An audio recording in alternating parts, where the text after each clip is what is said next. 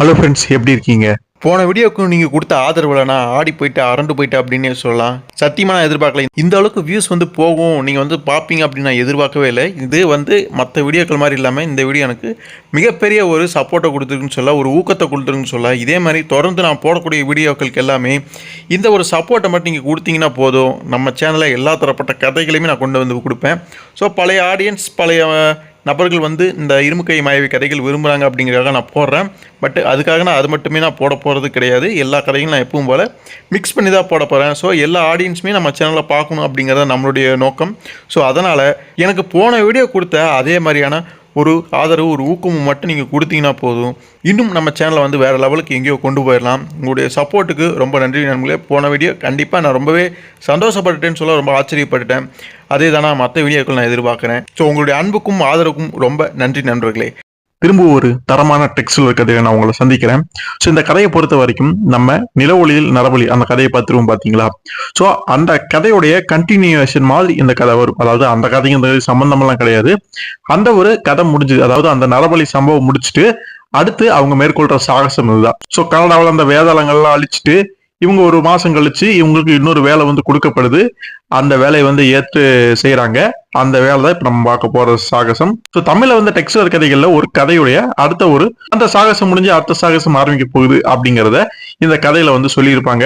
இந்த கதையில ஒரு சில இடங்கள்ல நரபலி மனிதர்களை சந்திச்சிருக்கோம், அவங்கள ஃபேஸ் பண்ணிட்டு தான் நம்ம வந்திருக்கோம் அப்படின்னு அவங்க பேசிக்கிற அந்த காட்சிகள் எல்லாமே பார்க்க முடியும். ரொம்ப சுவாரஸ்யமாவே இருக்கும். இப்ப நம்ம பார்க்க போற கதையுமே அதுல வந்து நரபலி சாப்பிடக்கூடிய அந்த மாதிரி நபர்கள் காட்டியிருப்பாங்க. இதுல பூதங்கள் மாதிரி ஒரு மான்ஸ்டர் மாதிரியான மனிதர்கள் திடீர்னு வரக்கூடிய விஷயங்கள் மிஸ்ட்ரி த்ரில்லர் டைப்ல செம்மையா வந்து போக போகுது. இன்னொரு டிஃப்ரெண்டான ஒரு ஆரர் கலந்த ஒரு டெக்ஸ்லர் கதைன்னு சொல்லலாம். வாங்க வீடியோக்குள்ள போயிடலாம். ஹலோ ஃப்ரெண்ட்ஸ், எப்படி இருக்கீங்க?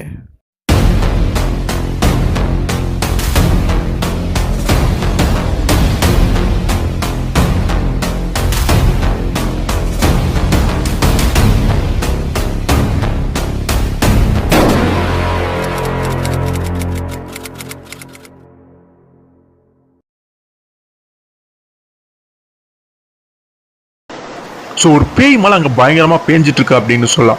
அதுக்கு மத்தியில் வேகமாக ஒரு கோச் வண்டி வந்து அங்கே போய்கிட்டு இருக்குது. ஸோ உள்ள 3 பயணிகள் வந்து உட்காந்துருக்குறாங்க. குதிரை வண்டி வாட்டிக்கிட்டு டிரைவர் அங்கே முன்னாடி ஓட்டிக்கிட்டு இருக்காரு.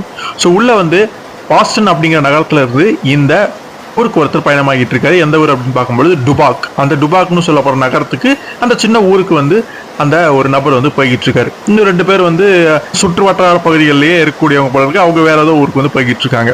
ஸோ அந்த பாஸ்டன்ல இருந்து வந்திருக்க நபருடைய பேர், அவருடைய பேரு பர்குசன். அவர் ஒரு டாக்டர் ஆமா. ஸோ ஏதோ ஒரு காரணத்துக்காக அந்த ஊருக்கு போய்கிட்டு இருக்காரு. ஸோ அந்த ஊருக்கு நடுராத்திரில தான் போய்கிட்டு இருக்காங்க. மழை பயங்கரமா பேஞ்சுக்கிட்டு இருக்கு. அந்த கூட 2 பயணிகள் இருக்காங்கன்னு சொன்னால அவங்க வந்து சொல்றாங்க, நீங்க அந்த டுபாக் நகரத்துக்கு போறீங்கன்னா ரொம்ப ஜாக்கிரதையா இருந்துக்குங்க. அங்க கொஞ்ச நாளாவே ஊர்ல நிலவரம் வந்து சரியில்லை.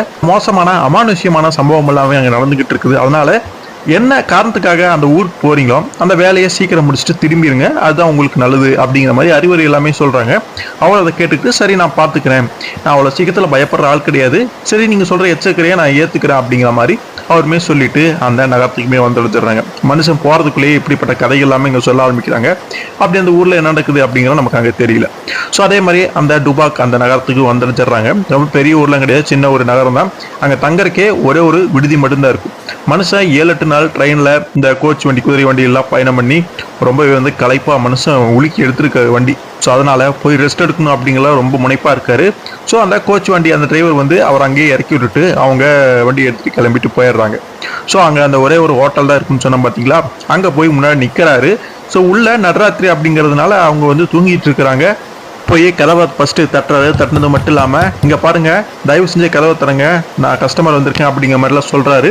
அந்த சத்தம் கேட்டு உள்ள இருக்க நபருமே துப்பாக்கி எண்ணிட்டு, அதாவது மேல் மாடி இருக்கக்கூடிய கட்டிடம் போல இருக்கு, மேல இருந்து வந்து பாத்தீங்கன்னா துப்பாக்கி எண்ணிட்டே அந்த நபர் பேசுறாரு. யார் நீங்க, உங்களுக்கு என்ன வேணும் அப்படின்னு கேட்கும் பொழுது, இப்படி இந்த நேரத்தில் வந்து உங்களை தொந்தரவு பண்றதுக்கு நான் மன்னிச்சிருங்க, நான் இப்பதான் வந்து சேர்ந்தேன். என்னுடைய கோச் வண்டி வந்து தாமதமா வந்து சேர்ந்துருக்குது. எனக்கு ஒரு ரூம் வேணும், நீங்க வந்து கொடுத்தீங்கன்னா நல்லா இருக்கும். நீங்க கேட்குற வாடகை நான் கொடுத்துட்றேன் அப்படின்னு சொல்லும் பொழுது உள்ள வந்து இன்னொரு நபரை காய்ச்சாங்க. அந்த நபருடைய மனைவியாற்றுக்கு. அதான் கேட்குற வாடகையை கொடுத்துறேன்னு சொல்றாரு, அவர் உள்ள விடுங்க. வேகமா ஓடி போய் கதவையுமே திறந்து விடுறாங்க. அவருமே உள்ள வந்துடுறாரு. ஏடா அது வந்தவங்களை இப்படி துப்பாக்கி காட்டி வரவழைக்கிறாங்களே அப்படின்னு பார்க்கும் பொழுது ஏற்கனவே சொன்ன மாதிரி அந்த ஊர்ல நிலவரம் வந்து சரியில்லை. அதனால நைட் வந்து பாத்தீங்கன்னா எச்சரிக்கையா இருக்காங்க. எந்த மக்களுமே கதவை திறந்துட்டு வெளியில் நடமாறதே கிடையாது. நைட்டான கதவெல்லாம் இழுத்து மூடி பூட்டு போட்டு வாங்கி போல இருக்குது. வெளியே அவ்வளோ எட்டி பார்க்கறது இல்லை. என்ன காரணங்கள் அப்படிங்கிறது எல்லாமே அந்த ஹோட்டல் அந்த விடுதி உரிமையாளர் அங்க சொல்ல ஆரம்பிக்கிறாரு. ஃபர்ஸ்ட் அவர் நேரம் கட்ட நேரத்துல வந்ததுனால சாப்பிட்றதுக்கு பெருசா ஒண்ணும் கிடையாது. கொஞ்சம் வறுத்த கறியும் வேக வச்ச பீன்ஸ் இதெல்லாம் இருக்குது. அதை மட்டும் சாப்பிட்டுங்க. அது மட்டும் இல்லாம குடிக்கிறதுக்கு பீரை நம்ம ட்ரிங்க்ஸுமே கொடுக்குறாங்க. கூடவே அந்த உரிமையாளர் விடுதி உரிமையாளருமே ஜாயின் பண்ணிக்கிறாரு. ரெண்டு பேருமே குடிச்சுக்கிட்டே பேசுறாங்க. அப்படி ஊர்ல என்ன நிலவரம் சரியில்லை அப்படிங்கிற அந்த விஷயம் எல்லாமே அவரு சொல்ல ஆரம்பிக்கிறாரு.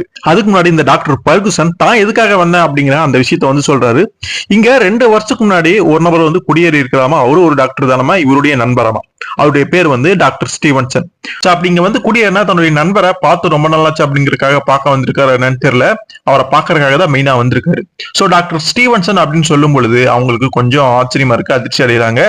அந்த ஹோட்டல் உரிமையாளருக்கும் அந்த மனைவிக்கும் அவரை பத்தி நல்லாவே தெரிஞ்சிருக்கு. சொல்றாங்க, ஒரு மலைப்பகுதி இருக்காமா, ஊர்ல இருந்து ஒரு 5 மைல் தொலைவு இருக்கும். அங்க மலைப்பகுதி இருக்கு. அதோடைய அடிவாரத்துல ஒரு மாளிகை மாதிரி கட்டி அங்க வந்து வாழ்ந்துட்டு இருக்காரா மனுஷன். அங்கதான் இருக்கிறாரு. ஆனா அங்க கூட்டிட்டு போறதுக்கு நான் தயாரில்லப்பா, நான் வரமாட்டேன் அப்படிங்கிற மாதிரி அவர் சொல்லிட்டாரு. நீங்களுமே அங்க போவாதீங்க, உயிரோட திரும்பி வந்து சேர மாட்டீங்க அப்படின்னு அந்த உரிமையாளர் அவருடைய மனைவி இருப்பாங்களே அவங்க சொல்றாங்க. என்னடா அது, நம்ம நண்பரை பார்க்க வந்தா இவங்க இப்படி எல்லாமே சொல்லிட்டு இருக்காங்களே அப்படின்னு அவருமே கொஞ்சம் கலக்கம் அடைகிறாரு.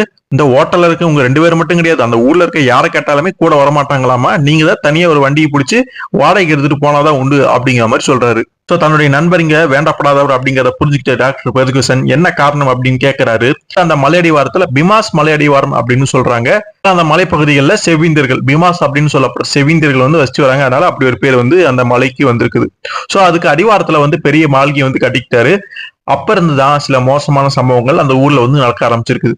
அப்படி என்னடா அப்படின்னு பார்க்கும் பொழுது கால்நடைகள், வீட்டு விலங்குகள் இதெல்லாம் இருக்கும் பாத்தீங்களா, அது எல்லாமே நிம்மதியா இருக்க முடியல. நைட்ல அதோடைய கழுத்தை யாரோ பிடிச்சி அறுத்திருப்பாங்க போல இருக்கு, கொண்டு இருப்பாங்க போல இருக்கு. காட்டு விலங்குகளோ மிருகங்களோ இந்த மாதிரியான வேலைகளை பார்த்துட்டு இருக்குது. சோ நைட்ல இந்த மாதிரியான மோசமான அச்சுறுத்தல்கள் பயங்கரமா நடக்கிறதுனால மக்கள் பயந்து போய் நைட் ஆனா வீட்டை விட்டு வெளியிலே வர்றது கிடையாது. ஜன்னல் கதவெல்லாம் இழுத்து மூடி சாத்திட்டு உள்ளே தான் முடங்கி கிடக்குறாங்க. இதெல்லாமே அவர் அங்க வந்து அங்க ஒரு மாளிகை கட்டி அமைச்சதுனாலதான் இவ்வளவு பிரச்சனைகள் வந்ததாகவும் மக்கள் வந்து நினைக்கிறாங்க. அதனால அந்த மனுஷனை சூனியக்காரன் அப்படின்னே பேர் வச்சுட்டாங்க. இதெல்லாம் கேட்ட அந்த டாக்டர் பர்குசன் ரொம்பவே வருத்தப்படுறாரு. என்னுடைய நண்பர் வந்து ஒரு டாக்டர், அவரு மருத்துவர், சூனியக்காரர் கிடையாது. விஞ்ஞானத்துல ஆழ்ந்த ஈடுபாடு கொண்ட பலருக்கும் நடக்கக்கூடிய ஒரு துரதிருஷ்டம் மாதிரி இவருக்கு ஏதாவது நடந்துருச்சோ என்னமோ, ஒரு மூட நம்பிக்கை ஏதாவது ஆரம்பிச்சிச்சு போல இருக்கு அப்படின்னு அவர் கவலைப்படுறாரு. ஸோ இதுக்கு மேல நம்ம என்ன பண்றது, ரூம்ல போய் தூங்கலாம் அப்படின்னு சொல்லிட்டு ரூம் வந்து காட்டுங்க அப்படின்னு சொன்னோடனே அவருக்கான ரூமுமே காமிச்சிடுறாங்க. அங்க போய் அவரு தன்னுடைய நண்பனுக்கு எப்படியாவது உதவணும் அப்படின்னு எல்லாமே மனசுல நினைக்கிறாரு. அதுக்கப்புறம் ஒரு புக்கை என்னமோ எடுத்து படிக்கிறாரு. கடைசியா ஒரு லெட்டர் மாதிரி ஒண்ணு எழுதுறாரு. அதுல என்ன போடப்பட்டிருக்கு அப்படின்னா, டியர் தாமஸ், படு மோசமான பயணத்துடைய முடிவுல ஒரு வழியா நான் நைட்டு டுபாக் வந்து அடைஞ்சிருக்கிறேன். ஊர்ல இருக்கிற ஒரே ஹோட்டல்ல நான் ரூம் எடுத்து தங்கியிருக்கேன். நாளைக்கு நான் டாக்டர் ஸ்டீவன்சனை பார்க்க போறேன், சந்திக்க போறேன் அப்படிங்கிற மாதிரி ஒரு லெட்டர் வந்து எழுதி வச்சுட்டு போயிட்டாரு. அதுக்கப்புறம் அவரை பத்தின எந்த தகவலும் கிடையாது. அந்த லெட்டர் தான் கடைசி. ஸோ இந்த லெட்டர் வந்து அவருடைய பையனுக்கு போய் சேர்ந்திருக்குது. 2 மாசம் கழிச்சு நமக்கு அங்க காட்டுறாங்க. டக்சன் அப்படின்னு சொல்லப்படுற நகரத்துல வந்து காட்டுறாங்க. அங்க அந்த பர்கசனுடைய பையன் ஒருத்தர் இருக்காரு. அவருடைய பேர் வந்து தாமஸ். கூடவே நம்ம தோழர்களான Tex Willer, Kit Carson, Tiger Jack, Kit Willer, இவங்க 4 பேருமே அங்க இருக்கிறாங்க. அந்த கடிதத்தை அந்த தாமஸ் வந்து டெக்ஸ் வீலர் கிட்ட காட்ட அவருமே படிச்சு பாக்குறாரு. தான் வந்து டுபாக் சென்றதாகவும் மறுநாள் டாக்டர் ஸ்டீவன்சன் சந்திக்க போறதாகவும் போடப்பட்டிருக்கு. அதுக்கப்புறம் அவருக்கு என்னாச்சுன்னு தெரியல. அவர்கிட்ட இருந்து எந்த கடிதமும் வரல அப்படிங்கிற தகவல் எல்லாமே கேட்டு தெரிஞ்சுக்கிறாங்க. சோ தான் தந்தைக்கு என்னாச்சு, அதுக்கப்புறம் அவரு எப்ப இறந்துட்டாரா இல்ல என்ன அப்படிங்கறது தெரிஞ்சுக்கிறதுக்காக இவங்களுடைய உதவியை வந்து அந்த தாமஸ்ங்கிறவர் நாடி இருக்கிறாரு. அதாவது பிங்கர்டன் ஏஜென்சி அப்படின்னு சொல்லப்படுற ஒரு ஏஜென்சி கிட்டே உதவி கேட்டிருக்காரு. அதாவது இந்த ஏஜென்சியை வந்து நீங்க கபாலமுத்திரி அந்த கதையில வந்து பார்த்திருப்பீங்க. அதுக்கு தலைவர் மாதிரி இன்சார்ஜ் மாதிரி ஒருத்தர் இருப்ப, அப்படியே ஆலன் அப்படின்னு சொல்லிட்டு ஒரு நபரை பார்த்திருப்பீங்க. சோ அந்த ஆலன் வந்து டெக்ஸுலருக்கு நண்பர் அப்படிங்கறதுனால நீங்க டெக்ஸுலரை போய் பாருங்க அப்படின்னு அவர் சொன்னதன் அடிப்படையில இந்த தாமஸ் வந்து இவங்களுடைய உதவி கேட்டு கடிதமெல்லாம் அனுப்பி இப்ப இவங்க எல்லாமே இங்க ஒண்ணு சேர்ந்து தன்னுடைய தந்தையை தேடி போலாம் அப்படிங்கிற அந்த ஒரு வேலையில இப்ப ஈடுபட்டு இருக்காங்க. அதுக்கப்புறம் தாமஸ்க்கு இந்த ஒரு கடிதம் வந்ததுக்கு அப்புறமா அந்த டுபாக் அந்த ஊர்ல வந்து ஷெரீப் இருப்பாரு. அவருக்கு ஒரு கடிதம் அனுப்பி கேட்டிருக்காரு. என்ன அப்படின்னா, தன்னுடைய தந்தைக்கு என்னாச்சு, அதுக்கப்புறம் அவர் எங்க போனார் என்னங்கிற தகவல் எல்லாமே கேட்டிருக்காரு. அப்ப சரி பண்ண தகவல் என்ன அப்படின்னு பார்க்கும் பொழுது, மறுநாள் வந்து ஒரு வண்டியை வாடகைக்கு எடுத்துட்டு அவரு டாக்டர் ஸ்டீவன்சனை பார்க்க போயிருக்காரு அப்படிங்கிறது மட்டும்தான். அதுக்கப்புறம் அந்த ஊர்ல இருக்கவங்களுக்கும் சரி, செருப்புக்கும் சரி, அவருக்கு என்ன ஆச்சு அப்படிங்கறதே தெரியல. அதாவது அந்த வண்டி வந்து அந்த டாக்டர் ஸ்டீவன்சன் வீட்டுக்கே போய் சேரலையாமா. சோ வழியிலேயே யாராவது தாக்கிட்டாங்களா அல்லது என்னாச்சு அப்படிங்கிறதுல அவருடைய பாடி கூட கிடைக்கல அப்படிங்கிற மாதிரி சொல்றாங்க. சோ அந்த மனுஷனுக்கு மர்மமா ஏதோ நடந்திருக்கு அப்படிங்கறத புரிஞ்சுக்கிறாங்க. இந்த விஷயங்கள் எல்லாமே தெரிஞ்சுக்கிறதுக்காக தான் இப்ப டெக்ஸ்டைல் இருக்கிட்ட இந்த தாமஸ் வந்து வந்திருக்காரு. அதுக்கப்புறம் டாக்டர் ஸ்டீவன்சன் தானே இந்த பர்கசனை வந்து சந்திக்க போனாரு. சோ அந்த ஸ்டீவன்சன்ஸ் பத்தின சில தகவல்களையுமே நம்ம டெக்ஸ்ட் குழுவினர் வந்து கேட்டு தெரிஞ்சுக்கிறாங்க. அதுக்கு அந்த தாமஸுமே சொல்ற அப்படி. இப்ப அந்த மனுஷன் வேண்டப்படாத ஒரு ஆளா அந்த ஊர்ல பாத்துட்டு இருந்தாலுமே முன்னாடி எல்லாம் அப்படி கிடையாது. அவரு அந்த ஸ்டீவன்ஸ் வந்து சில ஆராய்ச்சி எல்லாமே பண்ணியிருப்பார் போல இருக்கு. அந்த ஆராய்ச்சி எல்லாமே வெற்றி பெறணும்னா தனக்கான ஒரு இடம் வேணும், அதுக்கான சூழ்நிலை வேணும் அப்படிங்கறக்காக எங்கேயோ வேற இடத்துக்கு போனதா வந்து சொன்னதா தன்னுடைய தந்தை அப்பா வந்து சொன்னதா வந்து சொல்லியிருக்காங்க. அதை தாண்டி பெருசா எந்த டீட்டெயிலுமே அந்த தாமஸுக்கு தெரியல. ஏன்னா அவர் ஒரு வக்கீல், அவருக்கு இந்த டாக்டர் இது சார்ந்த அந்த படிப்பு அந்த விஷயம் எல்லாம் டீட்டெயிலா தெரியாதனால மேலோட்டமாக தகவல் எல்லாமே சொல்லிட்டு இருக்காரு. அது மட்டும் இல்லாம அவரு சில வருஷங்களுக்கு முன்னாடி பால்டிமோர் அப்படின்னு சொல்ல போற ஊருக்கு வந்து குடி போயிட்டாரு. அதனால தன்னுடைய அப்பா கூட பெருசா டச் இல்லை. ஏன்னா அவங்க அப்பா தான் பாஸ்டன்ல இருந்தாரு. இவர் இப்ப வேற ஒரு குடி போனதுனால நிறைய விஷயங்கள் அவருக்குமே தெரியல. தன்னுடைய தந்தையை தேடி மட்டும்தான் அவர் அங்க வந்திருக்கா. அப்படி கார்ஜன் வந்து கேட்கிறாரு, அந்த டாக்டர் ஸ்டீவன்சன் வந்து தொழில திறமசாலியா இல்ல சாதாரண ஒரு ஆளா அப்படின்னு கேட்கும் பொழுது, அதுக்கு ஆமான்னு தான் நான் சொல்லுவேன். அவர் ஒரு சர்ஜன் அப்படிங்கிற முறையில ஒரு தொழில பயங்கரமான திறமசாலி அப்படின்னு பேர் வாங்கினவராமா. அப்படிப்பட்டவர் கடந்த சில வருஷங்களா தன்னுடைய சர்ஜன் தொழிலை விட்டுட்டு வேற ஏதோ ஆராய்ச்சி பண்றேன்னு சொல்லிட்டு வேதியியல் சார்ந்த அந்த விஷயங்கள்லயே வந்து கவனம் செலுத்தியிருக்காரு. அந்த சமயத்தில் தான் அந்த டாக்டர் ஸ்டீவன்சனுக்கும் தன்னுடைய தந்தையான ஏதோ பிரச்சனை வாக்குவாதங்கள் மாதிரி போயிருக்கு. என்ன மாதிரியான பிரச்சனைங்கிறது அந்த தாமஸுக்கு சரியா தெரியல. இருந்தாலுமே தனக்கு தெரிஞ்ச விஷயங்களை சொல்றாரு. ஸோ அவங்க ஃப்ரெண்ட்ஸ் அப்படிங்கறனால நட்புக்கெல்லாம் எந்த பிரச்சனையும் வரல. ஆனா கருத்து வேறுபாடுகள் ஏதோ இருந்திருக்குது.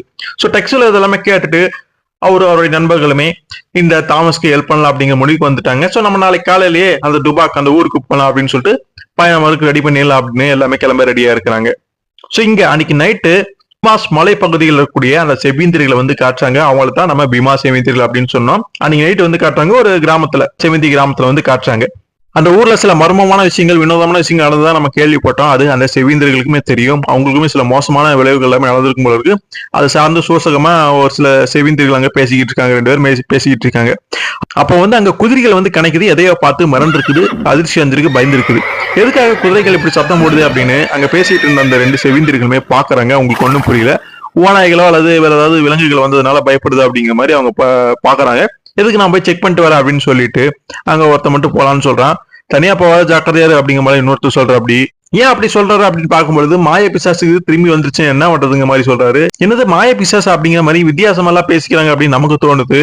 ஏடா அப்படின்னு பார்க்கும்பொழுது ஒரு குடிசை அங்க வந்து பாத்தீங்கன்னா ஒரு பெண்ணுடைய அலறல் சத்தம் கேக்குது. இதெல்லாம் அது வம்பா போச்சு அப்படின்னு அந்த நபர் வந்து யாராருக்கும் என்ன பிரச்சனை இருக்கு போய் பக்கத்துல போய் பார்க்கலான்னு பாக்குறதுக்குள்ள அந்த குடிசைக்குள்ள இருந்து யாரோ ஒரு நபர் பார்க்க நல்லா மோட்டுத்தனமா இருக்கான். பெரிய ஒரு குரங்கு மாதிரி முரட்டா ஒரு ஆளை பார்த்து அப்படி இருக்கும், அந்த மாதிரி இருக்கான். யாரையோ ஒரு பொண்ணை வந்து தூக்கிட்டு போறத பார்க்க முடியுது. அவன் யாருன்னு சரியா தெரியல. அப்ப அந்த குடிசையில இன்னொருத்தவங்கமே இருக்காங்க. அந்த பொண்ணுடைய அம்மாவாட்டிருக்கான். அவங்க வந்து சொல்றாங்க, என்னுடைய மகளை வந்து அவன் தூக்கிட்டு போயிட்டான், அவனை எப்படியாவது பிடிங்க, தடுத்து நிறுத்துங்க அப்படின்னு வந்து அவங்க பரிதாபமா சொல்லிட்டு இருக்காங்க. தூங்கிட்டு இருந்திருப்பாங்க போல இருக்கு. இந்த உருவம் வந்து பாத்தீங்கன்னா அவங்களுடைய மகளை வந்து தூக்கிட்டு போயிடறான். அந்த பொண்ணுடைய அம்மா சுதாரிக்கிறதுக்குள்ளேயே எல்லாமே நடந்து முடிச்சிட்டு வேகமா ஓடிக்கிட்டு இருக்கான். கேட்ட அந்த மற்ற செவிந்திரிகள் எல்லாருமே அங்க கூடிடுறாங்க. சோ அந்த பொண்ணை காப்பாற்றணும் அப்படின்னு சொல்லிட்டு சில நபர்களை பேசுறாங்க. அப்ப இன்னொருத்தனும் அங்க பேசுறான். அந்த பொண்ணுடைய பேர் வந்து அஜிமாவாட்டிருக்கு. அந்த அஜிமாவை கல்யாணம் பண்ணிக்கக்கூடிய ஒரு நபர் ஒருத்தர் இருக்காரு.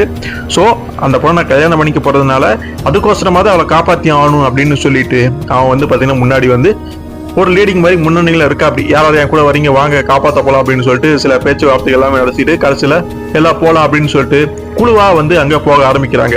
அந்த மாய உறவு வந்து ரொம்ப தூரம் முன்னாடி வந்து ஓடிடுச்சு. அதனால இவங்க கொஞ்சம் பொறுமையா அப்படி இப்படின்னு தடத்தை பின்பற்றி ஒரு இடத்துக்கு மேல ஒரு 1/4 மணி நேரம் கழிச்சு எப்படியும் அவன் போற தடத்தை கண்டுபிடிச்சு வந்துடுறாங்க. குதிரையில வேகமா ஃபாலோ பண்ணிட்டு வராங்க.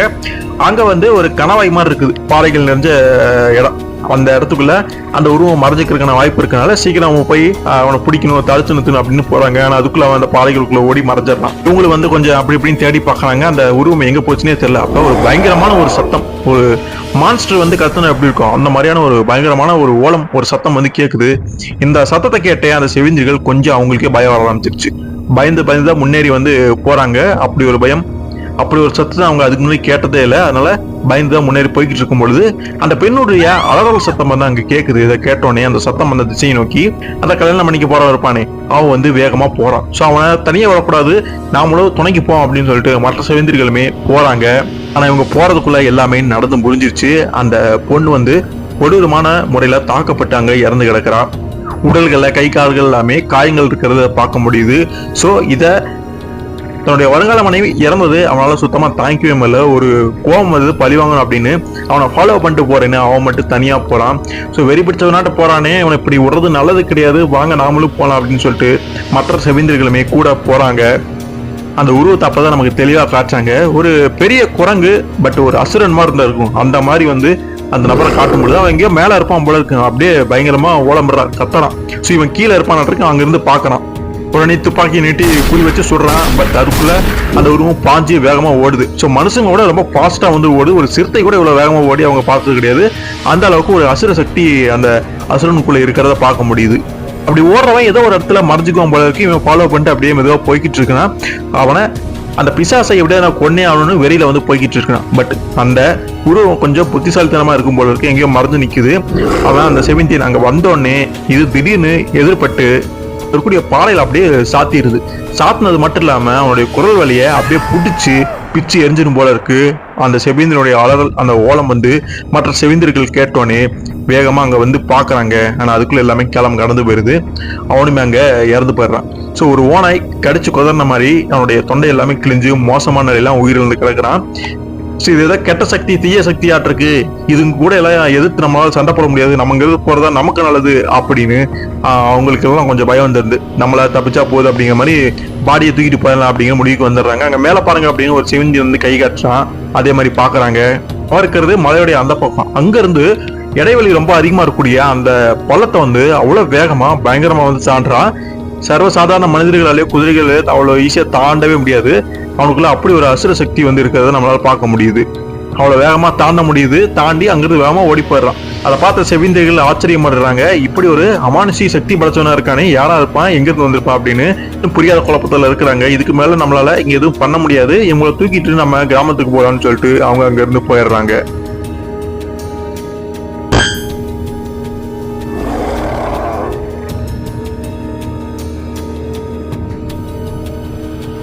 ஸோ அதுக்கப்புறம் 2 நாள் கழிச்சு டுபாக் போற வழித்தடத்துல நம்ம டெக்ஸ் குழுவினர் வந்து அந்த தாமஸ் கூட்டிட்டு அந்த ஊருக்கு போய்கிட்டு இருக்காங்க. ஸோ தாமஸ் வந்து ஒரு வசதியான ஒரு ஆள், சொகுசா வந்து அவங்களுடைய ஊர்ல வந்து அமைதியான சூழல வளர்ந்த ஒரு ஆள் அப்படிங்கறதுனால அங்க வெயிலும் கம்மி தான். இங்க வந்து வெயில் போட்டு வறுத்திருக்கும் போல இருக்கு, மனுஷனால தாங்கிக்கவே முடியல.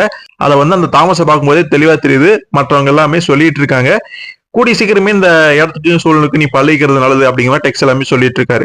அப்படி பேசிக்கிட்டே போயிட்டு இருக்கும் பொழுது தூரத்துல துப்பாக்கி முழக்கம், துப்பாக்கி ஓசை வந்து கேக்குது. சத்தம் வர திசையை நோக்கி வேகமா அந்த 5 பேருமே அங்க போறாங்க. சோ அங்க யாராவது பிரச்சனையிலயோ ஆபத்துலயோ இருந்தோ அவங்களுக்கு உதவலாம் அப்படிங்கிற அடிப்படையில டெக்ஸ்டூலர் வந்து துப்பாக்கியை முழங்கிட்டு மற்றவங்களையும் சுடுங்க அப்படின்னு சொல்லிட்டு போறாங்க. சப்போஸ் ஆபத்துல இருந்தா அவங்க இந்த மாதிரி காப்பாத்துறதுக்கு யாராவது வராங்க அப்படின்னு நம்பிக்கை அடைவாங்களா, அவங்களுக்கு ஒரு தெம்பு வந்த மாதிரி இருக்கும்ல அப்படின்ட்டு போறாங்க. நாங்க வந்து பார்த்தப்ப அங்க அந்த மாதிரி எதுவும் தெரியல. ஒரு கோச் வண்டி, குதிரை வண்டி வந்து வேகமா பறந்து ஓடிக்கிட்டு இருக்குது. பறந்துட்டு இருக்குன்னு சொல்லலாம், அந்த அளவுக்கு வெட்டிட்டு ஒருத்தன் போய்கிட்டு இருக்கான். பைனாக்குலர் மூலம் பார்க்கும் பொழுது அவன் எதையா பார்த்து மிரட்டி அடைஞ்சிருக்கான். அதனாலதான் வண்டி அவ்வளவு வேகமா ஓட்டிட்டு இருக்கான் அப்படிங்கிறது புரியுது. என்ன பிரச்சனை அப்படின்னு தெரியல, பின்னாடி ஏதோ பேயோ பிசஸ வெட்டி வர்ற மாதிரி அவன் பாட்டுக்கு பயங்கரமா ஓடிட்டு இருக்கான். அவனை தடுத்து நிறுத்தி அவனை காப்பாத்துவோம், இல்லைன்னா எங்கேயாவது வண்டிக்கு இது தடம் புரண்டு விழுந்து அவனும் செத்து போயிடுவான், வண்டி வந்து சேதமாயிரு அப்படின்ட்டு அதை தடுத்து நிறுத்தும் அப்படின்னு சொல்லிட்டு 5 பேருமே வேகமா போறாங்க. ஃபர்ஸ்ட் நம்ம டெக்ஸ்டூலர் தான் எப்பவும் போல முன்னாடி போயிடுறாரு. போய் அவனை பாக்குற அப்படி சொல்றாரு, நண்பரே ஏன் அவ்வளவு வேகமா வண்டி ஓட்டுறீங்க, வேகத்தை குறைங்க அப்படின்னு சொல்லும் பொழுது, ஏன்னா நீங்க தொடருக்கு நான் உங்களை அனுமதிக்க மாட்டேன், நீங்களா போக்குறீங்க அப்படிங்கிற மாதிரி யாரோ திருட வந்தவங்கிற மாதிரி அவன் நினைச்சுக்கிட்டான் போல இருக்கு. உடனே தன்னோட துப்பாக்கி எடுத்து டெக்ஸ்டூலரே சுட போறியான். பயத்துல அந்த அளவுக்கு முயற்சியில் நம்ம என்ன பண்றவங்க கூட தெரியாம அப்படி ஒரு காரியத்தை பண்ணிட்டு இருக்கான். சோ ஆனா டெக்ஸ் வந்து கவனமா இருந்ததுனால கையை பிடிச்சு திசை திருப்பி விட்டுறாரு. துப்பாக்கி வேற பக்கம் சுட்டுருது.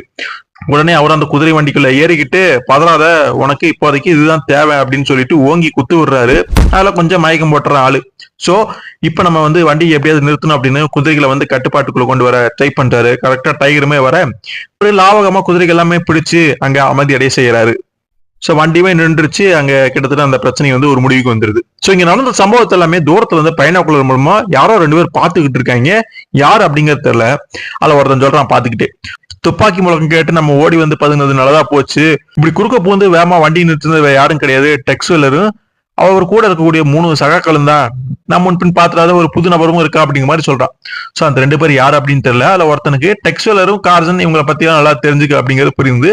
சோ அவங்க ஆபத்தானவங்களா அப்படின்னு கூட இருக்கவங்க கேட்கறதுக்கு டெக்ஸ்வெல்லரும் அவனுடைய 3 தோழர்களும் கொள்ளை நோயும் காவலாவுடைய ரொம்ப கொடியவங்க, மோசமானவங்க அப்படின்னு அவங்க எந்த அளவுக்கு ஒரு மோசமான ரேஞ்சர்கள் அப்படிங்கறது எல்லாமே அவன் தெரிஞ்சு வச்சிருக்கான். அது அவனையும் சுட்டி காட்டுறான்.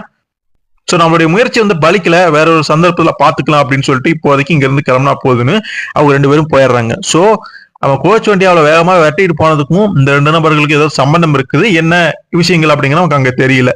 இங்க அந்த வண்டி கிட்ட காட்டுறாங்க. கிட்டுலர் வந்து கேக்குறா, அப்படி கொஞ்சம் விட்டுருந்தா அவங்களையே தோட்டாவால சுட்டு கொண்டிருப்பான் போல இருக்கே அப்படின்னு சொல்லும்பொழுது, உண்மைதான், கொஞ்சம் அசந்ததுன்னா அவன் போட்டு தள்ளி இருப்பான், இருந்தாலும் அவனுடைய நடவடிக்கைகளும் கண்ணுல தெரியக்கூடிய அந்த மிரட்சியும் எதையும் அவன் பார்த்து பயந்துருக்கான் அப்படிங்கிறது தெரியுது. சரி, அப்படி அவன் எதைத்தான் கொண்டு போறான் அப்படின்னு பாக்குறாங்க. வண்டியில மரப்பெட்டிகள் எல்லாமே இருக்கு. அதுல சில்வர் யூனியன் அப்படின்னு போட்டுறப்ப இருக்கு வெள்ளி நாணயங்கள் அல்லது வெள்ளியை வந்து அவன் கொண்டு போய்கிட்டு இருக்கான் அப்படிங்கிறது தெரியுது. அதை கொள்ளையடிக்கிறதுக்கு யாராவது வந்திருப்பாங்க, அதனால பிடிக்குது பயந்துக்குது ஓடுறானா அப்படிங்கிற மாதிரியான கருத்துக்கள் அவங்களுக்குள்ள பேசிக்கிறாங்க. எதா இருந்தாலும் இவன்கிட்ட கேட்டு தெரிஞ்சுக்குவேன் அப்படின்னு தண்ணி ஊத்தி மயக்கத்துல இருந்து எழுப்புறாங்க. இப்ப கார்ஜன் வந்து கடியா ஒரு ஜோக்க வந்தாங்க சொல்லிட்டு இருக்காரு. தண்ணி அடிச்சா வர மயக்கம் அதே தண்ணிய மூஞ்சில ஊத்தும் போது தெரிஞ்சு போயிருதே, இந்த ரகசியத்தை என்னைக்காவது ஒரு நாள் சொல்லுப்பா அப்படிங்கிற மாதிரி அங்க வேடிக்கையா கார்ஜன் பேசிக்கிட்டு இருக்காரு. அவன் கேக்குறான், நீங்க எல்லாம் யாரு அப்படின்னு. நாங்க சராசரி அமெரிக்கர்கள் தான், உனக்கு உதவி செய்யதான் வந்தான், ஆனா நீ என்னடானா எங்களவே போட்டு தள்ளுறதுக்கு பார்த்த.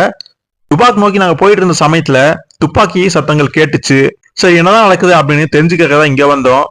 பின்னாடி யாருமே துரத்தி வராதப்ப நீ பாட்டுக்கு வண்டி இவ்வளவு வேகமா ஓட்டிக்கிட்டு இருக்கியே, என்ன ஆச்சு, என்னதான் நடந்தது? நல்ல வேலையா நாங்க வந்து தடுத்துட்டு இல்லைன்னா வண்டி தரணம் போண்டு எங்கேயா விழுந்திருக்கும், நீயும் முதுகு உடைச்சிட்டு நீ செத்துருப்ப அப்படிங்கிற மாதிரி சொல்றாரு. சோ நீ வெளியே வந்து எடுத்துட்டு போறேன்னு தெரியுது, ஆனா ஆட்டை போறக்கு எவனாவது வந்தானுங்களா அப்படிங்கிற மாதிரி டெக்ஸ்ட் கேட்கும் பொழுது, அப்படியெல்லாம் எதுவும் கிடையாது, நான் வந்து பயந்துட்டேன், அதுகளை பார்த்து பயந்துட்டேன் அப்படிங்கிறான். அதுகள்னா என்ன, அப்படி என்னத்தை பார்த்து பயந்த அப்படின்னு கேட்கும் பொழுது, அமானுஷிய ஜந்துக்கள் அப்படிங்கிற மாதிரி அவன் பாட்டுக்கு சொல்றான். டெக்ஸி காசனுக்கு ஒண்ணுமே புரியல, என்னால அவன் பாட்டுக்கு தினுசா ஒரு மாதிரி பேசுறானே அப்படிங்கிற மாதிரி ஒரு ரியாக்ஷன் கொடுக்குறாங்க. கிட்டுலர் வந்து எனக்கு இன்னும் சரியா புரியல, கொஞ்சம் விளக்கமா தான் சொல்லேன் அப்படிங்கிற மாதிரி சொல்றா. அப்படி என்னுடைய நண்பன் ஜோச வந்து பலி கொண்டுருச்சுங்க அந்த ராட்சச ஜந்துக்கள் அப்படிங்கிற மாதிரி சொல்றான். இன்னொருத்தனும் அவங்க கூட இருந்தானா, அவன் யாரு அப்படிங்கிற மாதிரி கேட்கறாங்க. சுரங்கத்துல வேலை பார்க்கக்கூடிய ஒரு ஆள் போல இருக்கு, அந்த சுரங்கத்தை விட்டுட்டு கிளம்பி இவங்க கூட போயிட்டு இருந்திருப்பான் போல இருக்கு. சோ போற பயணத்துல பாதுகாப்பா அவன் துணைக்கி இருக்கட்டுமே அப்படின்னு சொல்லிட்டு தான் 2 பேரும் போயிட்டு இருந்திருப்பாங்க போல இருக்கு. 10-12 தடவை இந்த இடத்துல அவங்க வந்து போய் இருந்திருக்காங்க, எந்த ஒரு பிரச்சனையும் வந்துடாது, அப்படியே வந்தாலும் பாதுகாப்பு தான் இருக்கானே அப்படிங்கிற நம்பிக்கையில தான் நாங்க 2 பேரும் போய்கிட்டு இருந்தோம் அப்படின்னு இந்த கணவாய் பகுதிக்குள்ள இந்த பாதைக்குள்ள பூந்திருக்காங்க. அப்பதான் வந்து பாத்தீங்கன்னா 2 ராட்சச ஜந்துக்கள், அதாவது அந்த பொண்ணை தூக்கிட்டு போச்சு ஒரு ராட்சச ஜந்து, அதே மாதிரி 2 வந்து காட்டுறாங்க. சோ அதுக்கு வந்து திடீர்னு தாக்குதல் நடத்தி இருக்குது. இப்ப ராட்சச ஜந்துக்கள் திடீர்னு தாக்குதல் நடத்தத கொஞ்சம் கூட அவங்க எதிர்பார்க்கல. சோ அவனுடைய நண்பன் வந்து முடிஞ்ச வரைக்கும் சமாளிக்க பார்த்திருக்கான். பட் அது ரொம்பவே அசுர பலம் இருந்ததுனால அவனுடைய கழுத்து நெரிச்சு அவனுடைய குரல் வழியை கடிச்சு வந்து பாத்தீங்கன்னா கொன்றுது. சோ 2வது ஜந்து அந்த வண்டி ஓட்டிட்டு இருந்தான், இப்ப பேசிட்டு இருக்கானே அவன் தான், அவன் மேல பாயும் பொழுது இவன் எப்படியோ துப்பாக்கி எடுத்து சுட்டு ஒரு ஜந்து வீழ்த்திடுறான், அது கீழே விழுந்துருது. அந்த சமயத்துல அந்த இன்னொரு ஜந்து வந்து தன்னோட நண்பனை அப்படியே தூக்கி வீசி வண்டிக்கு வெளியிலேயே கலசிருச்சு. அப்புறமா அதோடைய கவனம் என் மேலதான் திரும்பிச்சு, என் மேல பாஞ்சுது, இருந்தாலுமே நான் வந்து சுட்டேன், தொடர்ந்து சுட்டதுனால அதுவுமே அங்க வந்து கீழே விழுந்துருச்சு.